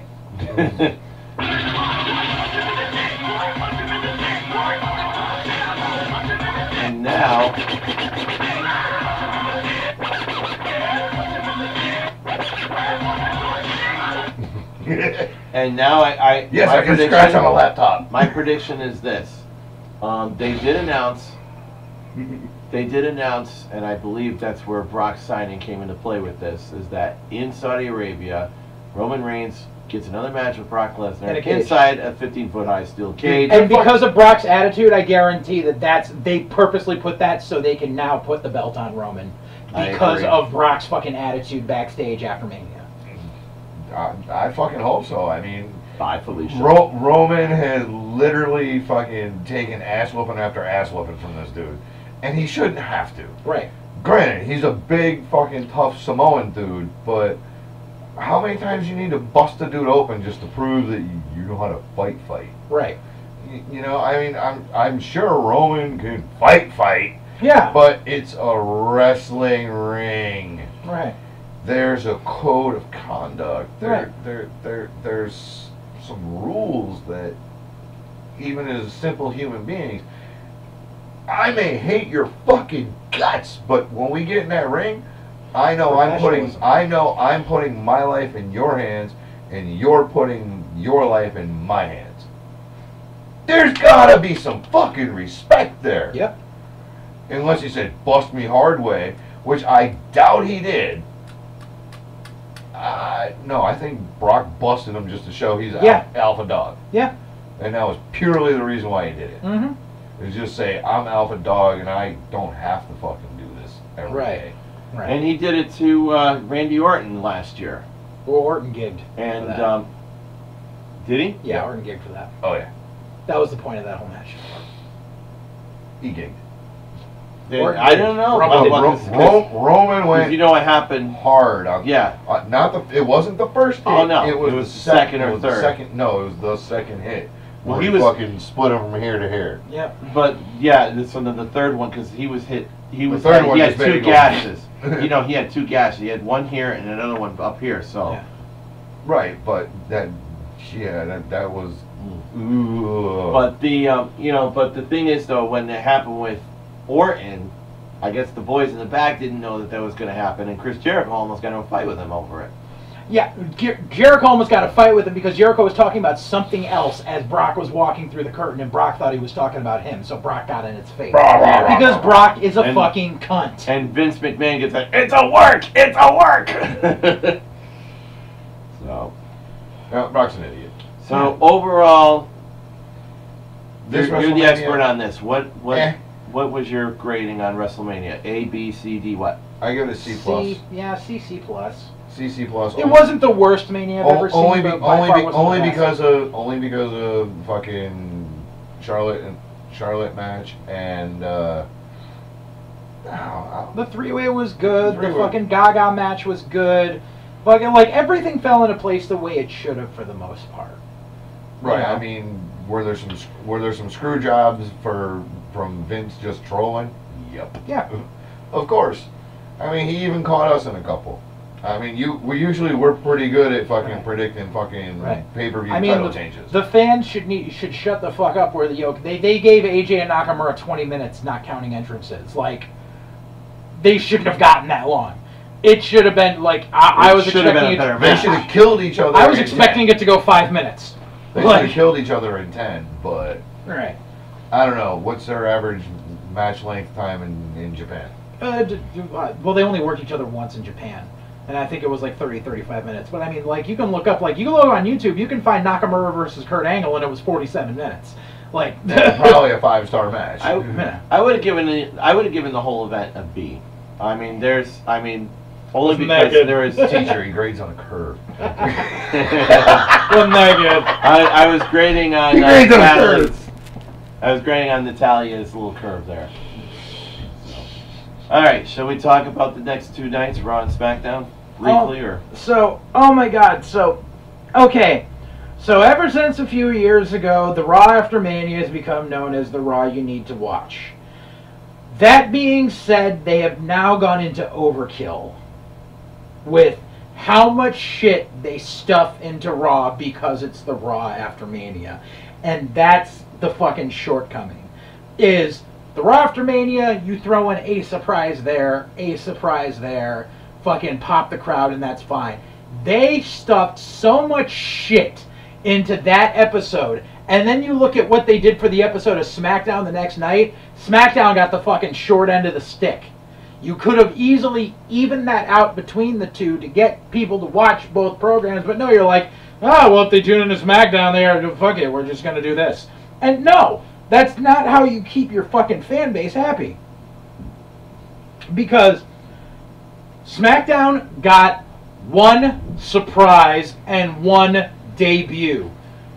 Raw got 3 call-ups from NXT, 1 return from TNA, and 2 injury returns. All in the same fucking night. Shake-ups. That's fucking overkill. You think? You know? Granted, was I happy about some of the shit? Yeah. Happy No Way Jose got on the main roster. That's good to know. You know, considering how injury prone he was in NXT. I'm glad they brought him up. They're giving him that fucking run. That's good. I'm happy as hell the fucking authors are paying her on the main roster now. I don't like how they got rid of Paul Ellering. I thought that was kind of like convoluted. That was disrespectful. Well, it's because I said, like, the moment they go on the roster, they're not gonna have Ellering because Ellering's not gonna commit to that tour schedule. You know, Ellering's in his mid-70s. Yeah. He's not gonna do that shit. I don't like the way they did it though. They just like looked at him and just pointed to go back. It is what it is. You know, they had to figure out a way. They could have made a much better story out of that. I'm sure that something will come out in the wash over the next few weeks about why they did it, and they may stick them with a mouthpiece that's already there. But you know, Ellering's got other shit to do. You know, Ellering committed to the shit in Florida because it was local. He was there. He didn't have to go on the road. He could still do his fucking regular shit. But Ellering's got other shit to do, and he's old. I fucking love Paul Ellering, and without Paul Ellering, the Authors of Pain would have never gotten over as much as they are. But now it's time to see if they can get over without him. It's a fucking sink or swim situation. Test, yep. And I mean, they're fucking solid fucking workers, but they need a mouthpiece because they don't speak English. One speaks Russian and one speaks fucking Brazilian. Like, the fuck are you gonna do?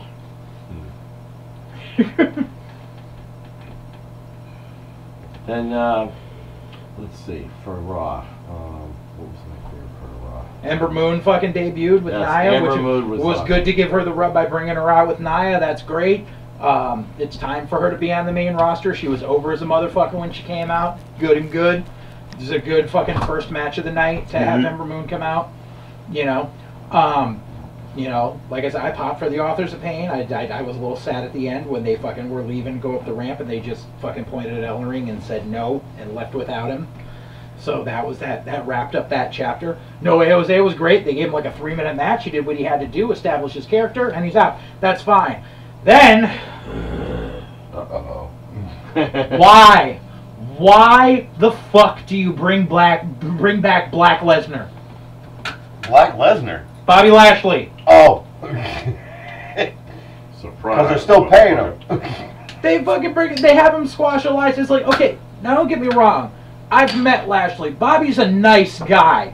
Don't get me wrong. Bobby is a very nice individual. I have nothing he's always bad. worked too fast. I have nothing bad to say about Bobby Lashley as a person. He is a very decent individual, but he has no charisma and he's sloppy in the ring. He works too fast. Yes. Too fast. He got pushed to the fucking moon after Vince got fucked by Lesnar, and he turned Bobby Lashley into Lesnar. He had the same entrance music, the same entrance style, everything. Like, no. There's no money in Bobby Lashley. Obviously, he's trying to make him the new Lesnar so he can get rid of the old one. Although, but Lesnar just signed another 2-year deal. If Lesnar, he's probably gonna pay. He's probably gonna 2 years. Oh, I can't deal with it. Yeah, he's probably gonna pull a Hogan gimmick and say, "Okay, I'll pay you to stay at home after what you did." But maybe I will say this. I mean, unless his blow off here is to make Brock job to Lashley, which no one's gonna buy. No one will buy it. Not until they gotta build Lashley back up. Right. Brock won't agree to do that either. No, Brock won't agree to shit. One day, Brock's just gonna fucking say the wrong shit, and something bad's gonna happen to him. Brock's gonna get his fucking karma. Breach a contract, and he's gonna get fired. Right. Brock needs to learn that being a cunt will fucking bite you in the ass in the end. He doesn't care. He's got enough money. He can retire right now and live comfortably for the next 6 generations of his family. Right. But, and that's just living on the interest of what he's fucking made between UFC and Vince contracts. I mean, who the fuck couldn't live on that kind of money for, the next fucking There's one thing I never thought I would hear on a WWE program, and thank you, Kurt Angle, for doing this. Oh, yeah. That was funny. Hold on. That was I gotta say, because, Owens and Zayn. Yeah, Owens and Zayn came to Kurt Angle looking for jobs, seeing how they're still fired since they lost.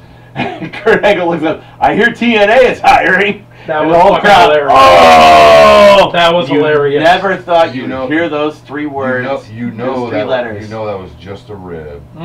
Well, now that TNA... That was a straight up rib. And you say you want to come to the dance?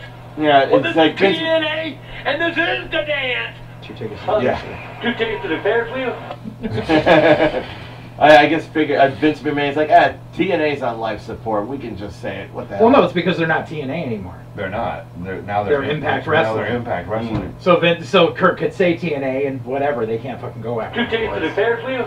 Because the name TNA belongs to Jeff Jarrett.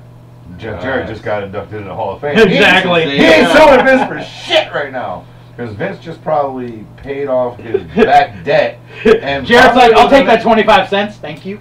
and within the next probably 5 to 6 months, we'll probably own the entire TNA backlog and the name, which is probably why he started the negotiations in the first place to get.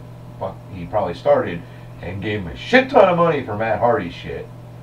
No, actually, no, they didn't have to give him money for Matt Hardy shit. That got settled outright. The whole copyright thing, basically, Impact dropped it. They were like, we're not going to bother fighting this. It's going to cost us too much money. Well, Vince probably just said here. Have something. No, Vince didn't give him shit for it. And shut the fuck up. Well, he probably was. Yo, Jarrett. Psst. We're gonna induct you to Hall of Fame. Well, he was already gone at that point. Like it was Jeremy Borash that pushed for fucking Jarrett to go in the Hall of Fame because Jeremy Borash is working on the fucking creative team for SmackDown now. Mm-hmm. You know, but yeah, it's whatever. It was a funny joke. It's all business. It was a funny joke, and then and then fucking Jeff Hardy comes back from injury, and fucking Samoa Joe comes back. Why is he still even there? I don't know. And like they have him come out and cut a fucking heel promo on Roman. Why? Because I'm top Samoan dog in this fucking. It's not your yard. No, you're the only Samoan that's not related to all the other Samoans, and they fucking hate you for it. You suck. Right, and fucking and basically they set up that fucking at Backlash, fucking Roman's facing Samoa Joe. No. Like I've already seen that match. I don't want to see it again. I don't want to see anything with Samoa Joe in it ever again. She got hit by a bus. Hello. Samoa Joe got hit by a bus? Thank the Lord! I wish. That dude's such a piece of shit. But so like I said, they got fucking 3 calls from NXT, 2 returns from injury, and a return from TNA, all in one episode of Raw. Like, what surprises are you going to do in the shakeup? Like, you blew your fucking load. And then, and as it was, Raw was what it was. Fucking the main event was a 6-man with fucking Seth Rollins, fucking Finn Balor and Jeff Hardy versus The Miz and The Miztourage. Right. And they got what's to be expected. They got off their fucking finishers and shit and fucking done and done. What the? That is. My beer got a Smurf hat. What did you do? I opened it and put it down. Did you stroke it a little bit? My beer got a Smurf hat. Oh, fuck. Yeah. And SmackDown was just like so fucking blah. Like, you're waiting for surprises on SmackDown. The only surprise that happened was fucking Billie Kay and Peyton Royce came onto the main roster. And I was just like, talk about 2 girls who finally learned how to talk but are still green as fuck in the ring. Surprise, motherfucker. But they gave them boob jobs, so let's put them on main roster. Surprise, motherfucker. And what happens next? And I'm sorry, but everyone should have seen what was coming. Of course. Everyone should have seen what was coming. Billie Kay and Peyton Royce get in Charlotte's face. The 2 of them beat the fuck out of Charlotte for 3 minutes. Here comes Carmella to cash in Money in the Bank. Carmella is the new women's champion. Ching sound effect right there. And fucking, dude, I never realized, like, people always used to say, like, Carmella's entrance music is annoying, and I'm like, yeah, whatever. I didn't realize how annoying it is until you hear it being played on loop for 6.5 minutes while she's fucking celebrating. Like, they gave her celebrating, like, almost 10 fucking minutes. It was just, I was just like, what, did you fucking scrap a segment thinking this might not fucking go long enough? Like, what the fuck? And that was the only surprise on fucking SmackDown, was that debut and Carmella cashing in. What was your opinion of the main event? The main event I knew was going to end in a schmoz, because there's no way you're going to do AJ and Daniel Bryan and have someone go over clean in that right away, because it's Bryan's first singles match back on TV. You're not going to have him do the job. You're not going to have AJ do the job. AJ do the job clean the night after Mania. And fucking, so I knew it was going to be Nakamura comes in and fucks shit up. I knew that was what was going to happen, and thank you, Nakamura. Because Nakamura comes in, he kicks Daniel in the back of the head, punches AJ in the dick twice, fucking, and then just like slinks out of the ring, and he's like, fuck you. That was like, I love the promo that he did earlier when they were just like, where he was like, I'm very sorry for what I did to AJ Styles. They're like, you don't seem sincere. What do you, what are your true feelings? What is this with you? No speaking English. I was like, yes. I was like, I like this Nakamura. Just punch him in the dick, punch him in the... Oh, and one other thing that happened, like, and here's where it would have given more clout if they had waited a fucking week. Because on Raw, Paige announced her in-ring retirement. Right. Because she's all fucked up and like Right, her neck's all fucked up She now. gave the goodbye speech, the very heartfelt, Well, fighting back tears. Brought her girls back, You know. brought her girls up. They're Yeah, ready to go on their exactly. own. It's time for me to retire. And she basically said she's like, people like Daniel Bryan give her hope that maybe one day she can come back to it and shit. Right. And she just, she thanks everyone. She leaves her Paige T-shirt. And the in whole ring. crowd chanted, "This is your house." Right. And it was a really good, heartfelt moment. Well, it's good. And then it got kiboshed the next night. Guess what happened? First thing on SmackDown, Shane McMahon announces Daniel Bryan's not the GM anymore. He's on the active roster, so we need a new GM. Who's the new GM? Paige. Like, you couldn't wait a week? Nah. Like, you basically Couldn't let it made cook. her giant fucking go-away speech mean nothing. Because you filled a spot. Because you brought her out on the next night. Like, at least when Daniel Bryan retired, they made him the GM a few months later. Right. They could have waited until next week during the shakeup to announce Paige as the GM. Yeah. But they didn't. Because that would have They been jumped the fucking gun. Unless the GM has power in picking people, and they're the ones picking the people in the. Wait a minute. Unless the GMs are the GMs. However, anybody from the internet. And she showed me the movies, and I like them too. Yep. Question though, are the GM they can be switched? The GMs can be switched, GMs but can't be switched. But no. If the GMs cannot be switched, They used to be able to. The GMs used to be in play. The way with the shakeup is now, and they keep changing the rules, because last Right. year when they did the shakeup, it was they're not going to break up tag teams. This year they're saying tag teams can be broken up. Like, Why break up tag team divisions? You just started rebuilding them. yeah. To almost fucking where it's not. The only just- reason why where they're it's doing not that. 3 tag teams in SmackDown and 3 tag teams in fucking Raw. That means they're planning on breaking up the New Day or something like that. The New Day's already there. They're not going to break up the New Day. They won't break up the New Day. They can't. mean, The they- New Day has too much money as a unit. There's Sure, There's but too if much. they- There's too much money there between all their paychecks, What they're going to and B, do, their merchandise, Mhm. the stupid unicorn horns, the Cereal. bootios. they're going the to use fucking this as a t-shirts. method to. They're going to use this as a method to split up like Heath Slater and Rhino. They may split up Shelton Benjamin and Chad Gable. And That's Chad what Gable they're is just too short. Yeah, but he's something that kid's He got. works that kid's good. got talent and He he's works developed hard. a personality. He needs to go down. I understand he's too big for the division, but he needs to go down to 205 Live. He's not big enough for the main roster to be competing at that level. But he developed personality since coming up on the main roster. But you know what That's I'm a saying. big plus for him. But you know what I'm saying. That his size of a character shouldn't be tagged with Shelton Benjamin. Well, it's because he was tagging with Jason Jordan, and they were relatively the same size, but then they split them up.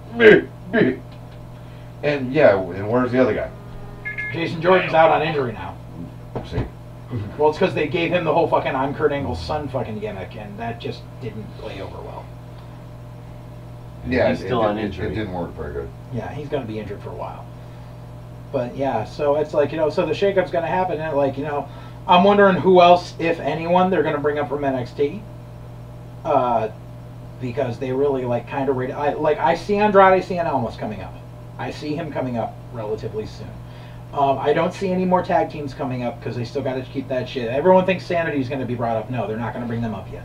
Sanity. They're not going to bring them up yet. My least favorite thing. Yeah, yeah. They're not going to bring Sanity up. They're not going to bring up the Street Profits. Well, they might bring up the Street Profits just because those two guys separately have been in developmental for fucking ever, and I don't think the gimmick's over. But according to fucking Doug and Alicia, fucking Shell's friends, oh, they're so over down here. I'm like, it's a crowd of 400 people. Like, there's a big difference between being over in front of 400 people and being over on national TV. Like, the whole thing is they come out with solo cups. Yay. Like, fuck. But I could see them bringing them up just because they have nothing more to do with, nothing better to do with them in NXT right now. And they're trying to push some of the guys that they haven't given TV time to yet. So, I could see them bringing up the Street Profits. I don't see them bringing up Heavy Machinery yet. Like I said, Sanity will still be down there. Obviously, the Undisputed Era is going to be down there for a while. Yeah, and they're not going to bring up any female talents because they all need fucking retooling down in fucking NXT. You know, they basically plucked who they could already. So, I don't know. It's going to be an odd shakeup. I don't know if, where it's going to lead. Like I said, I'm looking forward to the fucking Saudi Arabian event. Because you got a 50-man Royal Rumble. That's a lot of people in a ring, man. Even the 30-man there's no room to work. Right, well, that's throw why it's an extra 20 that's why it's Royal Rumble style. Guys come out every 90 seconds. You know, okay. fuck, If they're doing a Royal Rumble yeah, style, it's the greatest Royal Here's Rumble. the thing: when he finishes telling you the card, it's like, how can they do all that and a 50-person Royal Rumble unless they're working twice in the same night? there's people. Sad do it. part about it, dude, is they have enough people on the roster Yeah. that they could easily put 50 people from 25 from Raw, 25 from SmackDown, Yeah. or You definitely got to drag some or NXT people. 15, 15, and 10. Yeah. You know, Raw, SmackDown, NXT. Right. You could definitely throw all those guys on, and you'll be like, oh my god, I haven't seen him on TV in 6 months. Right. But he's on the active roster, but because they got so few storylines going, Right. you don't see them. Yeah. But they're still there just in case something happens, and they're getting paid. Right. But I mean, They may not work, Yeah. but they're still there. So there's going to be 7 different title defenses on the card. Cedric Alexander, I think, is having a return match with Mustafa Ali. There's going to be a fatal 4-way that one should ladder actually match. be pretty good. There's going to be a fatal 4-way ladder match for the Intercontinental title. It's going to be Balor, Miz, Rollins, and Samoa Joe. U.S. title is Jinder defending Knock Samoa against- Joe out of that fucking thing really Yeah, right. early and have a good match. Yeah, U.S. title Jinder Mahal defending against whoever fucking won on SmackDown. I don't remember. I think it was Randy. Yeah, it was Randy. So you get that match again. Yippee fucking do. Raw tag title match. Sheamus and Cesaro versus whoever wins the tournament on Monday for the vacated titles. SmackDown titles, I think, is Bludgeon Brothers against the Usos. Universal title fucking cage match. Roman versus Brock. They also announced John Cena versus Triple H as a special attraction match. I heard that same thing at the next house show. Yeah. That's coming here to Hartford. Yeah. Cena versus Triple H. Just 'cause. Half the fucking card that they're doing over there, I heard that they're doing at the next fucking Raw And- taping here in Connecticut. Yeah. And what they just announced today is Taker versus Jericho in a casket match. And originally was Why? going to be Rusev. You know why? Because they're going to have Rusev go over in the Royal Rumble. Probably. In the Now, Uru if the, Rumble, probably. That's If probably this why you didn't Guru go Royal over Rumble the- happens, what does the winner get? Is this like a title shot, or what is It's it? going to be bragging rights. And Bragging rights. I won the biggest fucking Right, battle exactly. royal ever. It's gonna be- I fought off 50 fucking men. Exactly. I want a title shot, and I want it fucking It's going to be now. one of those that they're going to use they're going to use as a fucking focal point for any of their promos for the next year. Just like it's going to be like anyone that says that they were King of the Ring or like I want a Slammy. It's going to be like that. It's going to be Basically. like, hello, But this is Mike. depending on Mike who? My client conquered the street. No, fuck that shit. No.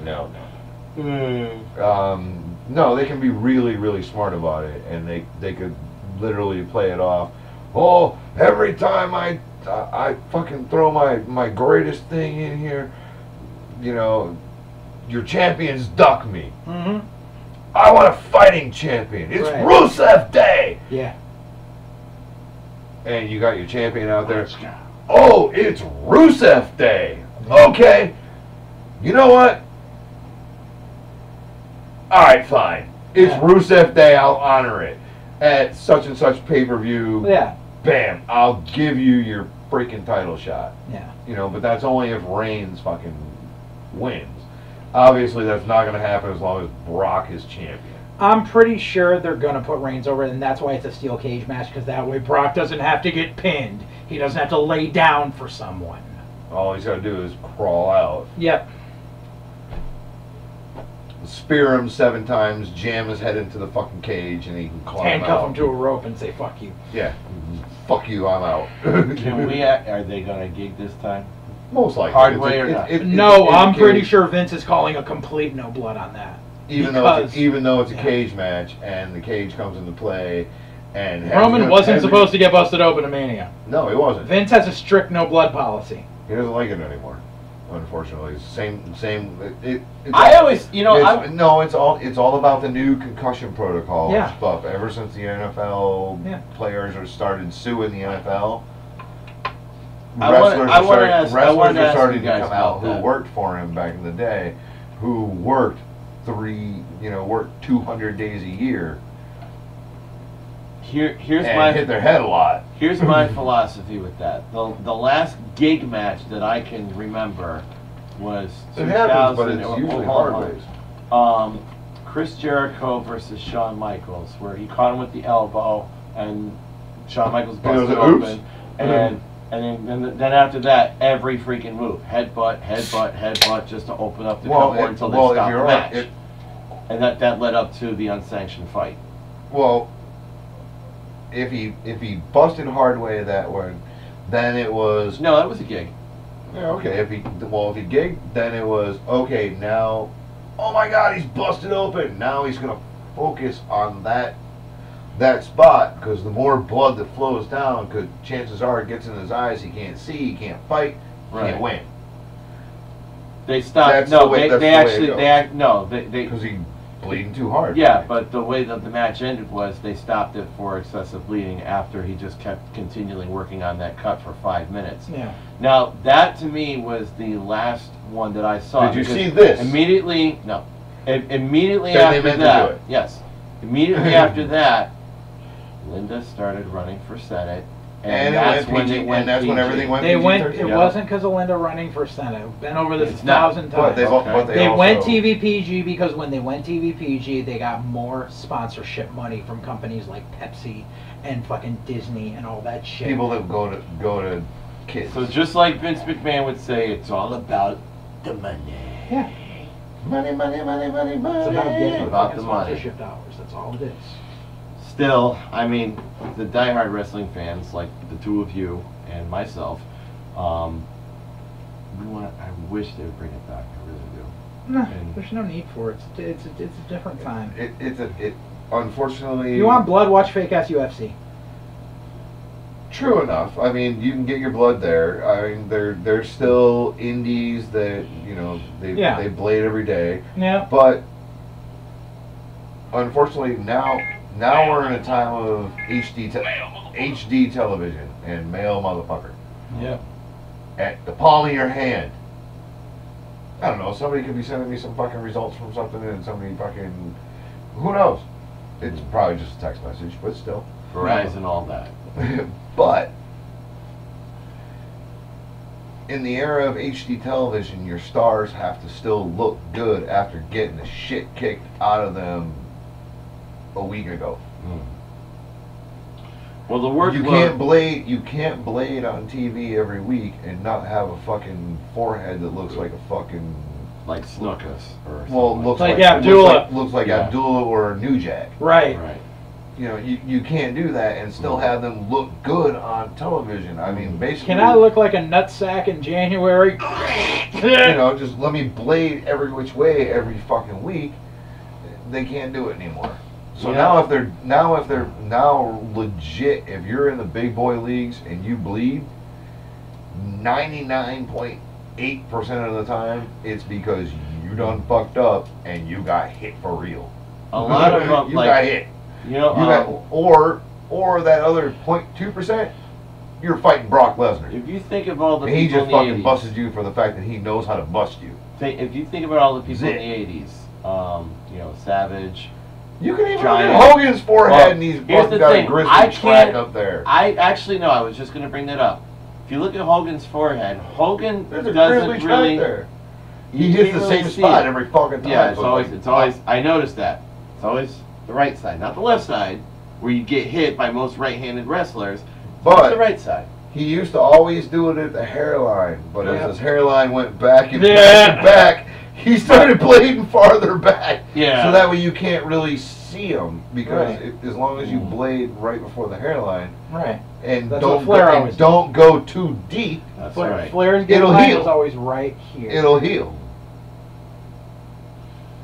And he was And good it at won't it. count, Like, and it won't fucking puff up. it's not like, you know, I mean, you look, I mean, you just watched the, did you guys watch the documentary on Andre? I'm watching it tomorrow. Yeah. I have saw it. I have it DVR'd. Just- I haven't gotten a chance Just to look watch closely at the forehead, you know, like a. it. Even Andre Yeah. bladed his grizzled fucking forehead. Hey, what the fuck you doing in here? Even the boss man. But yeah, I always thought it was because of the Linda thing, because of the timing of it. But you know what you said makes sense with the sponsorships, but just the timing of it, I always thought it was because of Linda. That's what everyone always thought, and it was, the thing was, it was because of the sponsorship money. And yet, Brock now freaking elbows people, and Because does the hard Brock way. is a cunt. Mm-hmm. I don't know. You don't think he? Oh, excuse me. Here's the thing, though. You don't think that he spoke to Roman about it before the match and said, "Hey, how do you feel about me doing it this way at the night?" Who the fuck wants to take a straight elbow to the fucking forehead? He didn't fucking go over that with him. No, he did not. He took off the That was gloves Brock like he was just calling gonna it fucking Right. punch him in the fucking And then face. said fucking And then- elbowed him and then- instead. Rushed across his nose for the first one and fucking cracked him with the elbow. And then fucking just straight elbowed him 2 more fucking times. Mm-hmm. Legit, you could slow that tape down. Oh, He yeah. I have. grazed his fucking grazed his forehead with the first fucking knuckle shot. And sorry. Excuse me. I have. And Just the the next thought two- of it. And the next 2 shots were straight fucking elbow shivers to the fucking head. Yeah. Straight up UFC style. Mm-hmm. Bullshit. And that's Actually, that's what busted him open. And What was your reaction sadly- when you saw that? Like when you saw the gloves coming off, you're like, "Uh-oh, blood spot." No, I legit thought he was gonna fucking just MMA fight him. Yeah. Mhm. And, you know, because what the fuck, fuck this, you know, like Right, somebody because takes- you saw Brock go, motherfucker. And, yeah. And usually it's like an elbow pad that comes off, or like the bionic elbow Yeah. or whatever. The gloves come off. Okay, he's going UFC. He's going fucking knuckle box this bitch. No, he took it off and, like I said, grazed him on the first one and just bashed his fucking forehead and fucking head on the second Very 2 vascular. shots. And what happened? A pool of blood in the fucking WWE ring. Yeah. Is Vince gonna get fined for it? No. But Vince sure as hell was pissed about it. Is he mad? Yes, because it breaks his PG-13 fucking rating. Mhm. You notice Breaks his anytime, PG rating. but you also notice, well, no, it's still fucking violence. Mhm. It's still PG-13. But, well, no, he still gets a TV PG rating. Really? Yeah, not TV 14, TV PG. Okay. Okay. Not anymore. Well, After no, that. but that was an internet. Pretty much most of the country, except for like the Midwest, who's still fucking stuck on The landline. problem is, fucking- now, like, if they do, like, a fucking, like, highlight show at the end of the year, and it's on USA, he can't show that match now. No, he can't show. He can show parts of it, but he can't show the end. Right. And well, actually, he can if No, he pixels. puts. Well, a, they have. He's well, got a. they- He's no, got they a have black to, and they, white. They got to black and white it out. Right. Like Yeah. they've been doing for any Yeah. blood spots that they've ever shown in the last 5 years. Right.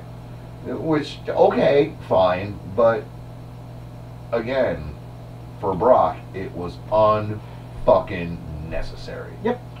Well, Didn't need to be done. He it's could have better punched than him. doing. He could have punched him square in the fucking head 4 fucking times, and he could have went, and still got the spot It's better than if he had talked about it what ahead they of used to time. do in the back. I mean, remember Snuka Morocco, Yeah. or do you remember Hogan David Schultz, where they put the big X? Mhm. And I'm like, it's not even that bad. It's not even that good of a gig job. He's not spurting it like this. No, but again, when you gig, unless you go too deep and too far, it's a controlled bleed. Right. Unless Actually, there was you're not gonna bleed that much. one time when Or Justin you're worked in drinking. Waterbury.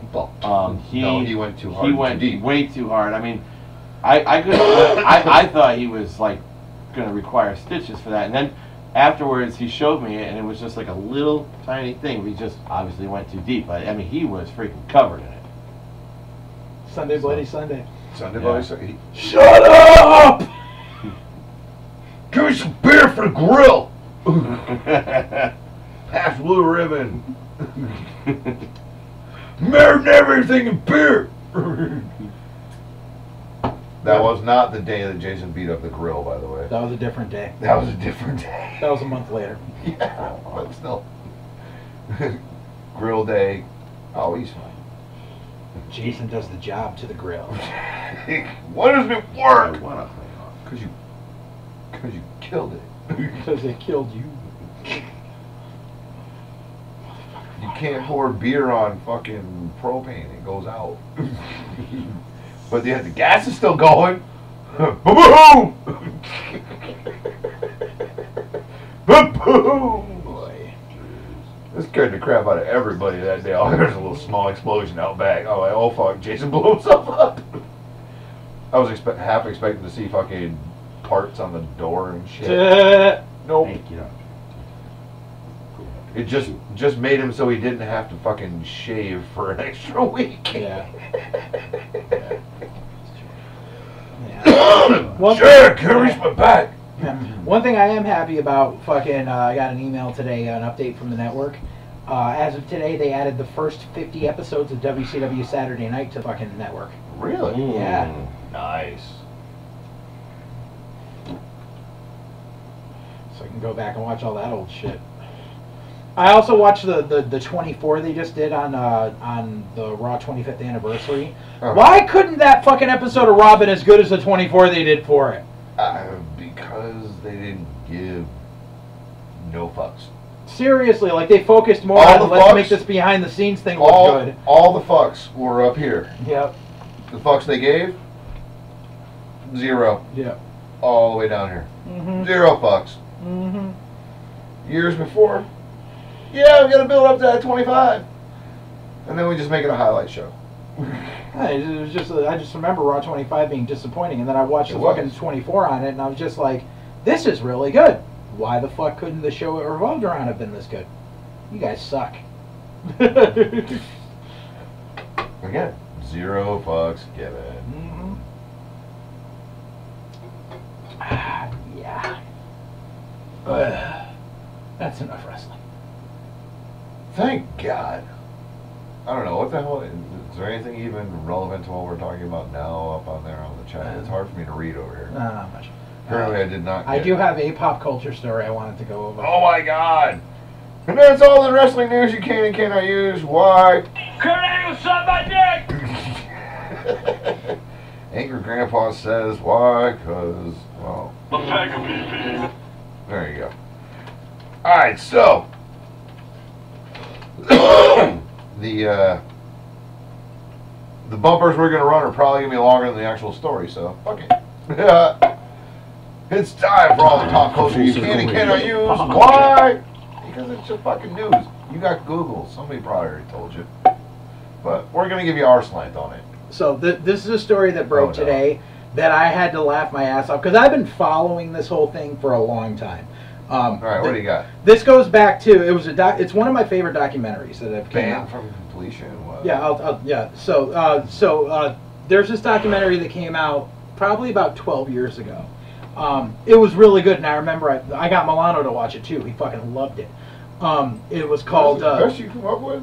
It was called The King of Kong: A Fistful of Quarters. Okay. And it's basically about this guy who was trying to get the record on Donkey Kong. I've seen it. He was playing in his garage and shit. Yeah. I've watched it. Yeah. So yeah, you watched. So you remember the fucking asshole that held the record forever? Fucking with the fucking mullet and shit. Would never face him. Yeah. Yeah, like he was just like, you know, fucking like It's he was it's what fucking Peter Dinklage. Yes, Played in in Pixels they made him Pixels. look exactly like Billy Mitchell except a Just- midget. Yeah, which I thought was the Eyes. greatest rid ever. Yeah, So ever since that, I've always fucking hated Billy Mitchell because the dude's a fucking prick. Like, He's never done a good interview. right? Well, no, he's a Yeah. fucking prick. Yeah, he's a conceited asshole. So word broke today, and this is the story. Uh-oh. Billy Mitchell has been stripped of all his high scores and banned from competition. Was he using cheat codes? Kind of. He had the cheat codes in his glasses like Dinklage did? No. So basically, the whole thing was, if you watch King of Kong, there's a spot where Steve Wiebe is actually at the arcade at fucking Laconia, Weir's Beach, Right. going to break the record. Mhm. He breaks the record. He gets the fucking kill screen, the fucking thing where it freezes and shit. And they're like, he broke the world record. He's got it now. And then when they're like, as they're going to it, all of a sudden this chick comes up with a videotape from Billy Mitchell. And it's Billy Mitchell who has, because Billy Mitchell was all, he has to go to the fucking place and he has to play the game there because he was debating the dude's score that he fucking videotaped and shit. So they have to play on the same machine. So he's like, well, he's like, you have to do it live. And then after he wins, fucking Billy Mitchell sends in a tape going, oh no, here's a tape. I fucking beat that score too.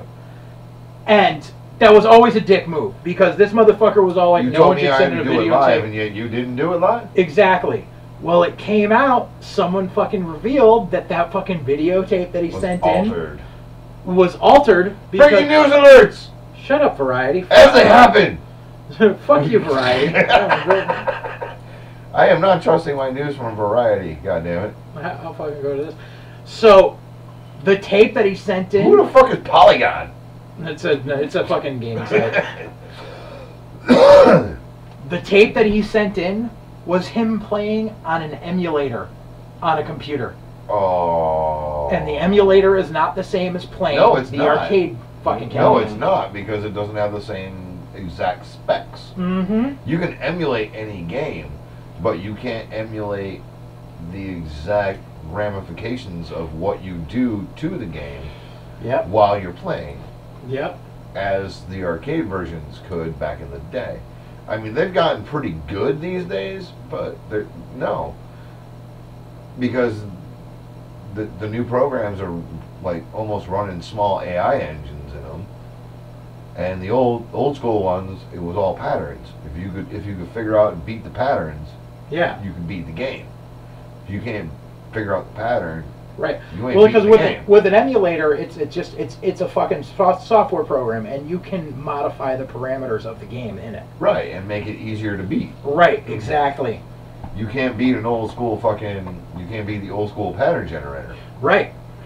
So Legit, that you came cannot out. beat a pattern generator. Yeah, so that came out. So Twin Galaxies, which is basically the organization that keeps track of all the high scores and stuff Right. for Guinness, Mhm.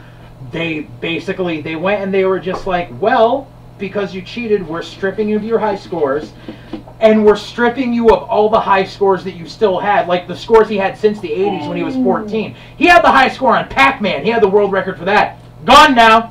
Expunged. Because he fucking cheated. And he is banned from competition for life. Suck a dick, Billy Mitchell. Wow. You got what you fucking deserve, you piece of shit. You cheat, you deserve to get fucking. I mean, look at that motherfucker. You just want to punch him in the face. He does look like the Peter Dinklage. They made Peter Dinklage look like him. And you know, JJ, I know. if you're that ugly, all you're gonna do is sit around and play video games anyway. But the thing was, he got the record when he was 13 years old. Yeah, he did it when he Was he ugly then too? Yep. But yeah, Well, he's they awkward fucking then. they made Peter Dinklage look like Billy Mitchell for fucking pixels. Love it. And that was the only reason I wanted to see Pixels back in the day, because fucking when it came out, because fucking I knew that was a giant fucking rib on fucking Billy Mitchell.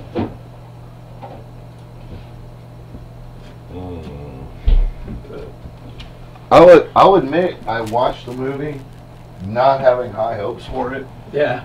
and I left the movie not having high hopes for it.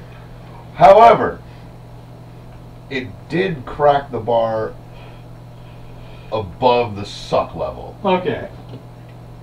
Entertaining, sure, but if you're not a child who played video games in the fucking 80s and early 90s, you're not gonna know who half of these fucking characters are. Yeah.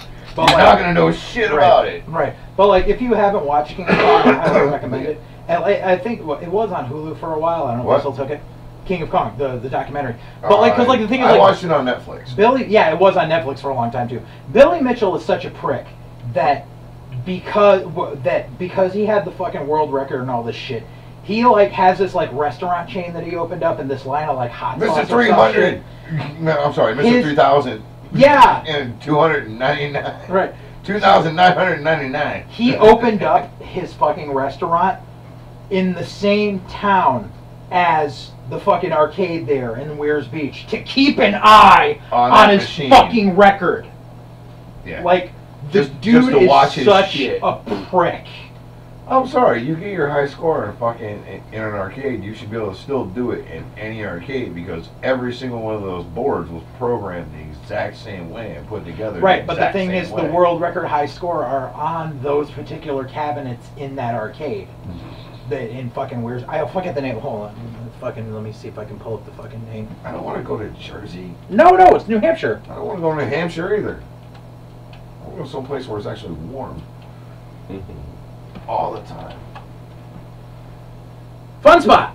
Fun Spot. The world's largest arcade. Okay. And yeah, and it's got all the fucking classic fucking games and pinball machines there, and the ones with the world records are there at Fun Spot. My God, how do you keep fucking making stuff to keep those things fucking alive? The guts for those can't even be original. None of the guts can be original. None of A lot of them are. They keep them well maintained.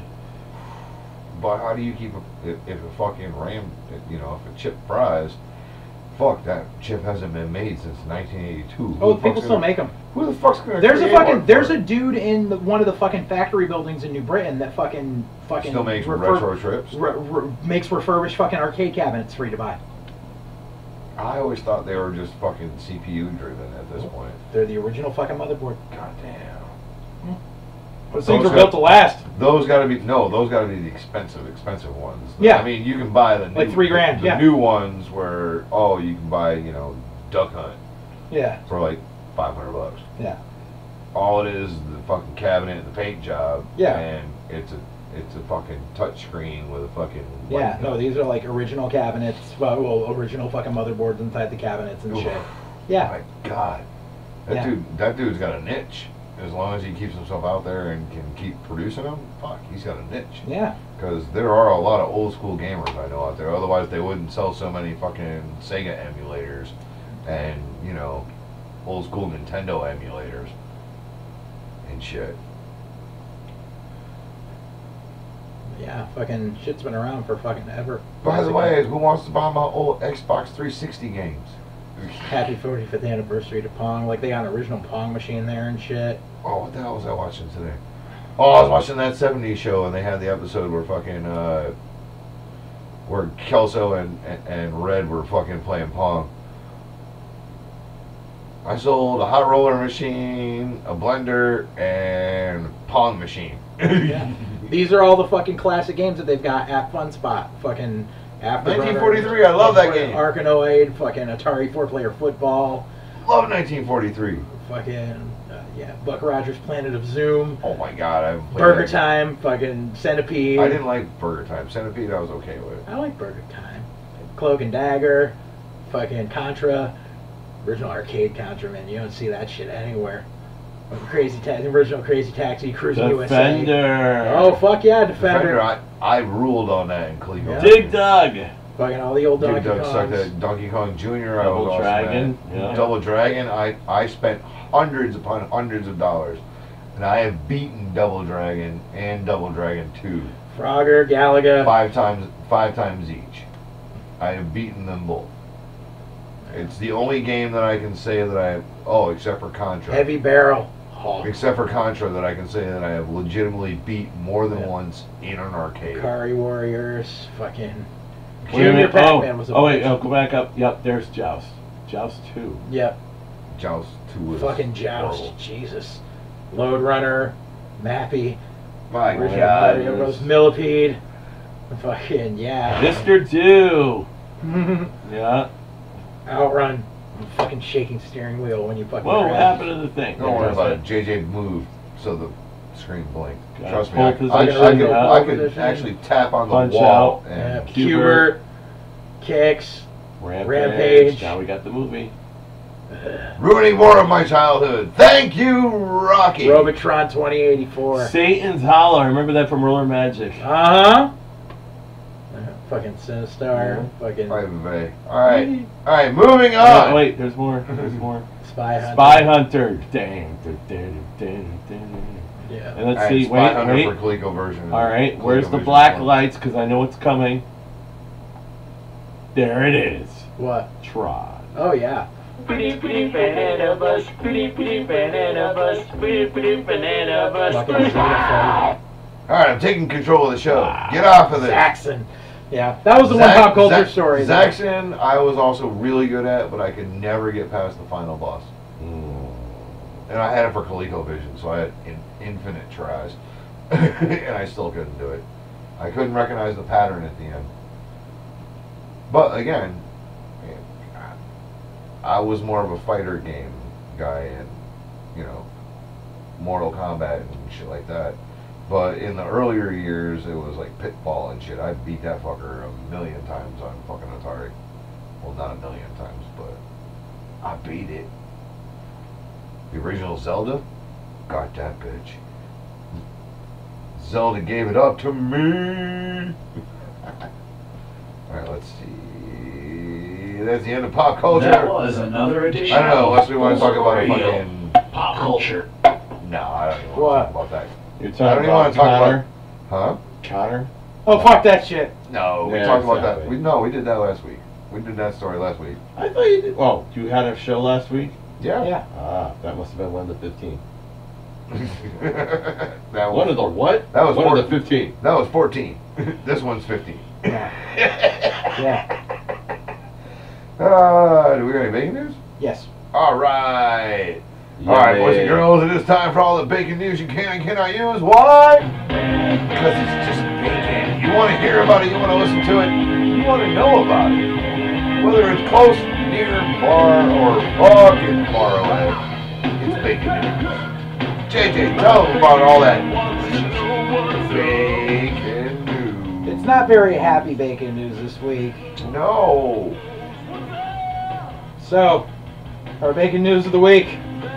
Why President Trump's trade war with China can make bacon more expensive.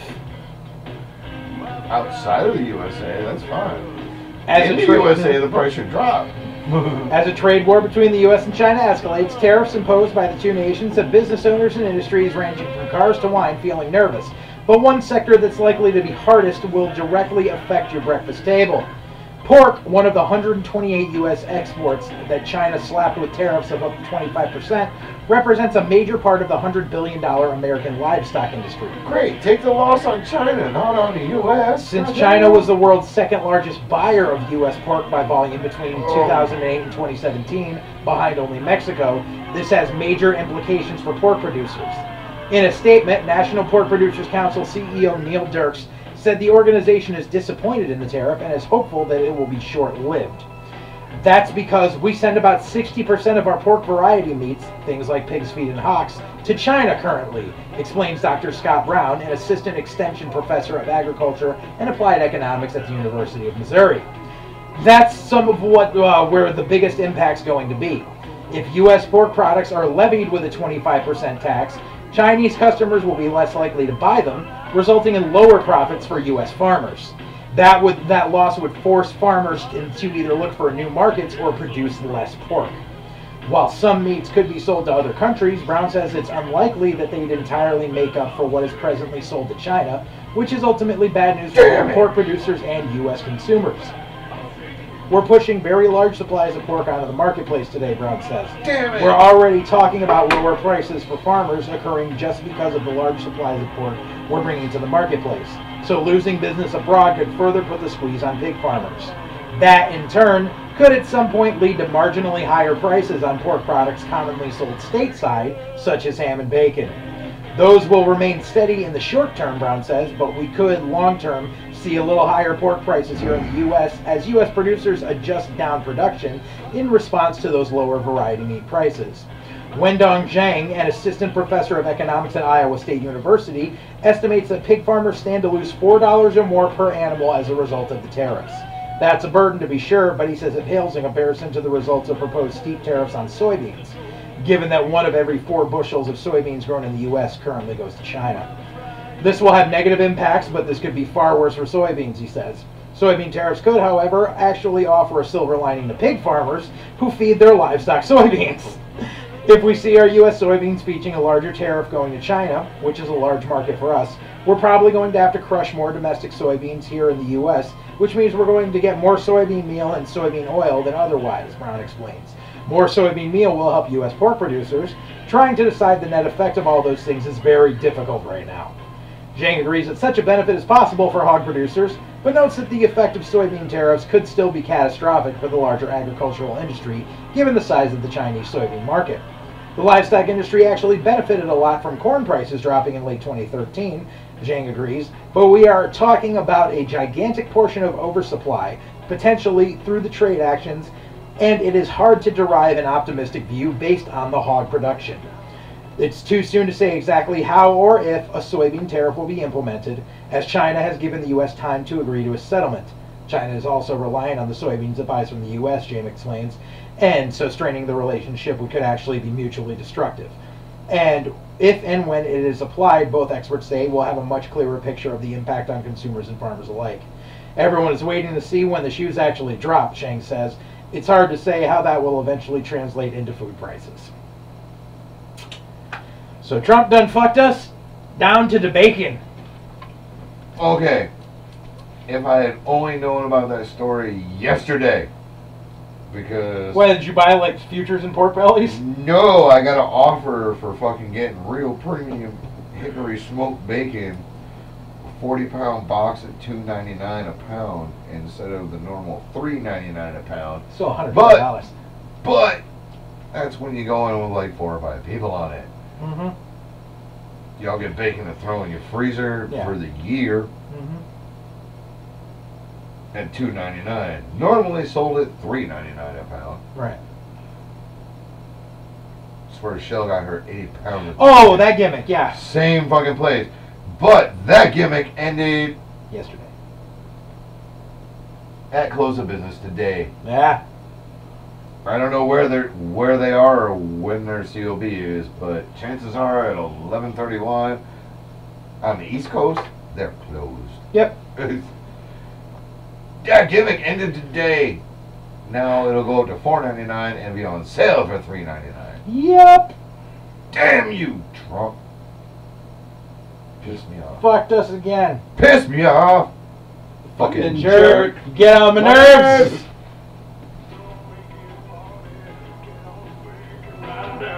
Alright, boys and girls, that's all the bacon news you can and cannot use. What? Because bacon is good, but the news going forward is not looking good for bacon prices in the United States. Coming up anytime soon, unless they can work out this fucking tax problem. The tariff problem. I'm sorry, not tax. Tariffs. What? Nothing, don't worry about it. Nothing, don't worry about it. Everything. I worry about everything. Alright, we got some social commentary today? I guess. Who's pissed off at what? Life, taxes, religion, politics, gas prices, gender, issues at the workplace, independent wrestling, technology, immigration, the internet, news from around the globe, race, Hollywood issues. You'll get all of that and more with Full Circle Radio, anti-social commentary. Oh, basically it's time to tell them why you mad. Why? Because, well, we get pissed off in our day-to-day lives. We try to be nice people, but there are just some stupid things that just piss us off. Why is there provocative fries on my fucking screen? That's not for, that's Buddha hands. Buddha hands? That's a fruit. Okay, good for that. Look like bananas. This is the next fucking OEC release I'm going to. They made a sour with Buddha hands and rhubarb. Oh, okay.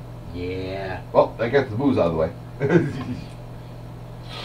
It's going to be a great day. Alright, let's see. I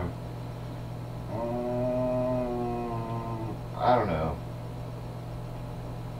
Josh leaving here a month ago probably cost me $200 in cleanup and my time to get him out of this building, and I'm still not done with it yet. Mm-hmm. He's hounding me about a $219 cable bill. Yeah. I don't know. You leave a bunch of shit in the middle of your floor. You're supposed to paint an entire apartment for your security deposit. You do none of it. Mm-hmm. Do I technically owe you money? Nope. Because now I'm stuck having to do it. Right. For your Mm-hmm. security deposit that you bounced out on. Mm-hmm. Oh, and he's asking you for it? Oh yeah. Yeah. He wants me to pay it. Well, of course he does. He just texted me 4 times Go today. suck some dick on the corner to make that About money it. up. I'm thinking it's because he wants to get Xfinity and his Right. new place, and He because he can't. has an open account, Because he was billed. Yeah. he can't. So you know what? I'm still being inconvenienced by your bullshit. Sorry about your damn luck. As soon as I have enough extra money to pay for it, I will. But my day-to-day expenses around here and what you left me still to deal with while you're gone, I'm good for right now. Mm-hmm. Is basically what I said. Yeah. I can't. I'm done. I'm trying to be positive about my new life. Mm-hmm. not stick in the negative of my old one. Yeah. Good. Yay! Other than that, kind of pissed off, and I'm trying to call the girlfriend's fucking doctor for like the last 3 weeks to get a procedure scheduled for her. My messages never seem to get to the schedulers because they never call me back. I'm getting kind of pissed off about that. My own doctor called me 2 times this week, and sent a text, all to confirm 1 appointment. Yeah. I have called this doctor's messaging service 7 times and not gotten a call back. Kind of pissy about that. Yeah. Other than that, on the Southbury front. Mm-hmm. I was down there Tuesday afternoon. Fed to Kitty. Kitty's alive. Kitty's still going, ow, and whenever I go near it. Mm-hmm. Whatever. I'm used to it. It's been 5 years now. Yeah. Just about 5 years that I've been doing this now. And I get a call yesterday afternoon. Hey, what's going on, dude? Not too much. I got a call from the landlord today. Is that cat alive? We're still doing a radio fucking show. Same tone. Same tone. Is that cat alive? Cat's still fucking alive? Yeah, it was just there today. It was eating food and hissing at me and fucking going, meh. It's alive. Well, I just got a call from the landlord saying his sister was in there today. I got a call on Wednesday. Yeah. His sister was in there Tuesday. Yeah. Must have been after I left. Yeah. And said there was a dead animal in there. Yeah. Maybe a dead kitty. Tuh. I was like, I was making homemade potato chips in the deep fryer yesterday. So I was still heating the oil up. I just finished cutting all the stuff. And he calls me, he tells me this shit. I'm like, no, dude, I was just there. Yeah. I was just there yesterday. I'm supposed to go back tomorrow, but if you want, I'll fucking shut my shit down right now, and I'll go down there right now. He goes, no, it's all right. If it is, it is. And you going down there now or tomorrow is not going to change it. But I know you say you leave enough food to go every other day. Yeah. Fine. So I went down there today thinking I'm walking into dead cat. Yeah. I walk in the house. I'm like, alright, don't smell any different than it normally does. Poke my head around the corner, and as soon as I go, meh, cat's head pops up. I'm like, it's alive! And he goes, and puts his head back down on the couch. I immediately sent Bobby a text. Okay, cat's alive. Now I'm going to search for this dead animal supposed thing. Yeah. So I look around the house. The only thing that I can find is it's almost like the fuzzy tail thing on the end of the string. Yeah. But it's about this big around. Yeah. And it has a flat bottom on it. Yeah. So either it was a memorabilia from a place they went, or it was a straight up cat toy. Yeah. But it fooled me even for a hot second. I'm like, oh, is it a dead fucking little field mouse or Yeah. some shit? I don't know. So I kicked it and it turned over to the fucking Flat side. to the flat side. I'm like, it's a cat toy. God damn it. So I'm like, fuck it. I took it, I threw it in the garbage. I'm like, fuck that. There's gonna be no fucking around about this shit. Yeah. Because I'm not going to drive 25 minutes being freaked out thinking I'm going to visit another dead thing at that place. Right. Granted, there's been no dead things there before except, you know, a field mouse and unfortunately someone that I sent to the hospital and didn't come back. Yeah. But it was not a good day. Yeah. It doesn't sound like And I had to send that, yeah, by the way, it was a fucking cat toy that she thought was a dead animal. She sends it back. Laughed my ass off. Said, good, tell that to the landlord. tell the bitch to stop going in the house. Right. And she'll be fine. Right. Especially when you're still paying them. Yeah. She has no right to be in there Right. without notifying you. Right. Every time, 24 hours prior to being there. Mhm. That way I can at least go there, clean up a little bit. Mhm. You know, I can take the vacuum from here and go, you know, vacuum up some cat puke. Yeah. Because all that cat does is eat and puke. Eat, puke, shit, and sleep and hiss at me. And meow, apparently, when I'm not there. Ah. So that was my day. And now I'm here with you guys. Joel, you got anything? Yeah. My warranty is still fucking me over on my truck. Still null and void. Your Yep. lawyer even says so. No, my lawyer is actually Going line by line through it and checking law. Oh yeah, yeah. I think Jerry's gonna find something, and we're gonna have to go to court with this. Only because Okay, you didn't I rotate your have tires on the first 2 oil changes. Yes, I have. Tires I didn't bought have my. anything to do with You your know, engine. I'll. Can I say the? Can I say the dealership? Go ahead. All right. No. I don't want to get sued. Oh, jeez. I don't want to get sued. All right. Well, I bought my vehicle. I bought my vehicle like 8 years ago, brand new, and the dealership gave me a lifetime warranty. Now, in order to continue the warranty, you have to get an oil change every 5,000 miles at the dealership. Yep. Cannot get it at Jiffy Lube. And of course, as you well know, the dealership charges like $60 an oil change as opposed to like $30 what you pay at Jiffy Lube or something like that. Yeah. So every 5,000 miles, I got an oil change. Now, about the 4th or 5th time of getting an oil change, it's about the 20,000 mile mark. Yeah. They inform me, oh yeah, you need to get tire rotations done too every 5,000 miles along with the oil change. Okay. What the fuck does that have to do with the engine? Right. Nothing. Yeah. Absolutely nothing. But per the warranty policy, so I was like, okay, fine. Now, they could have told me right then and there, oh, you didn't get it done then? Well, then I'm sorry to tell you, but your warranty is shot. They didn't do that. Right. So, I paid oil change, tire rotation every 5,000 miles. Mm-hmm. I've got 160,000 miles in my truck right now, so you do the math. Now I need a major repair on my engine because check engine light's on. 2 cylinders are shot, need to be replaced. Mm-hmm. And $4,000 job. Oh, sorry, the warranty went through your warranty. There's a couple of times where you missed a tire rotation back in the. I'm like,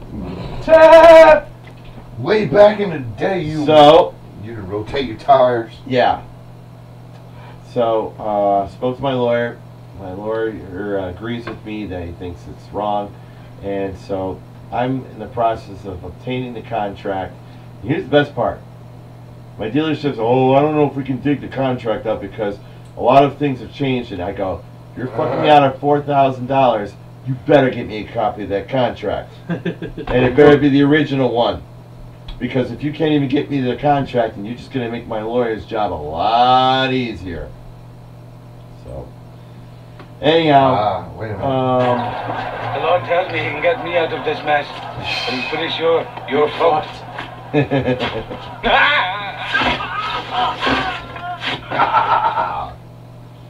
Oh well.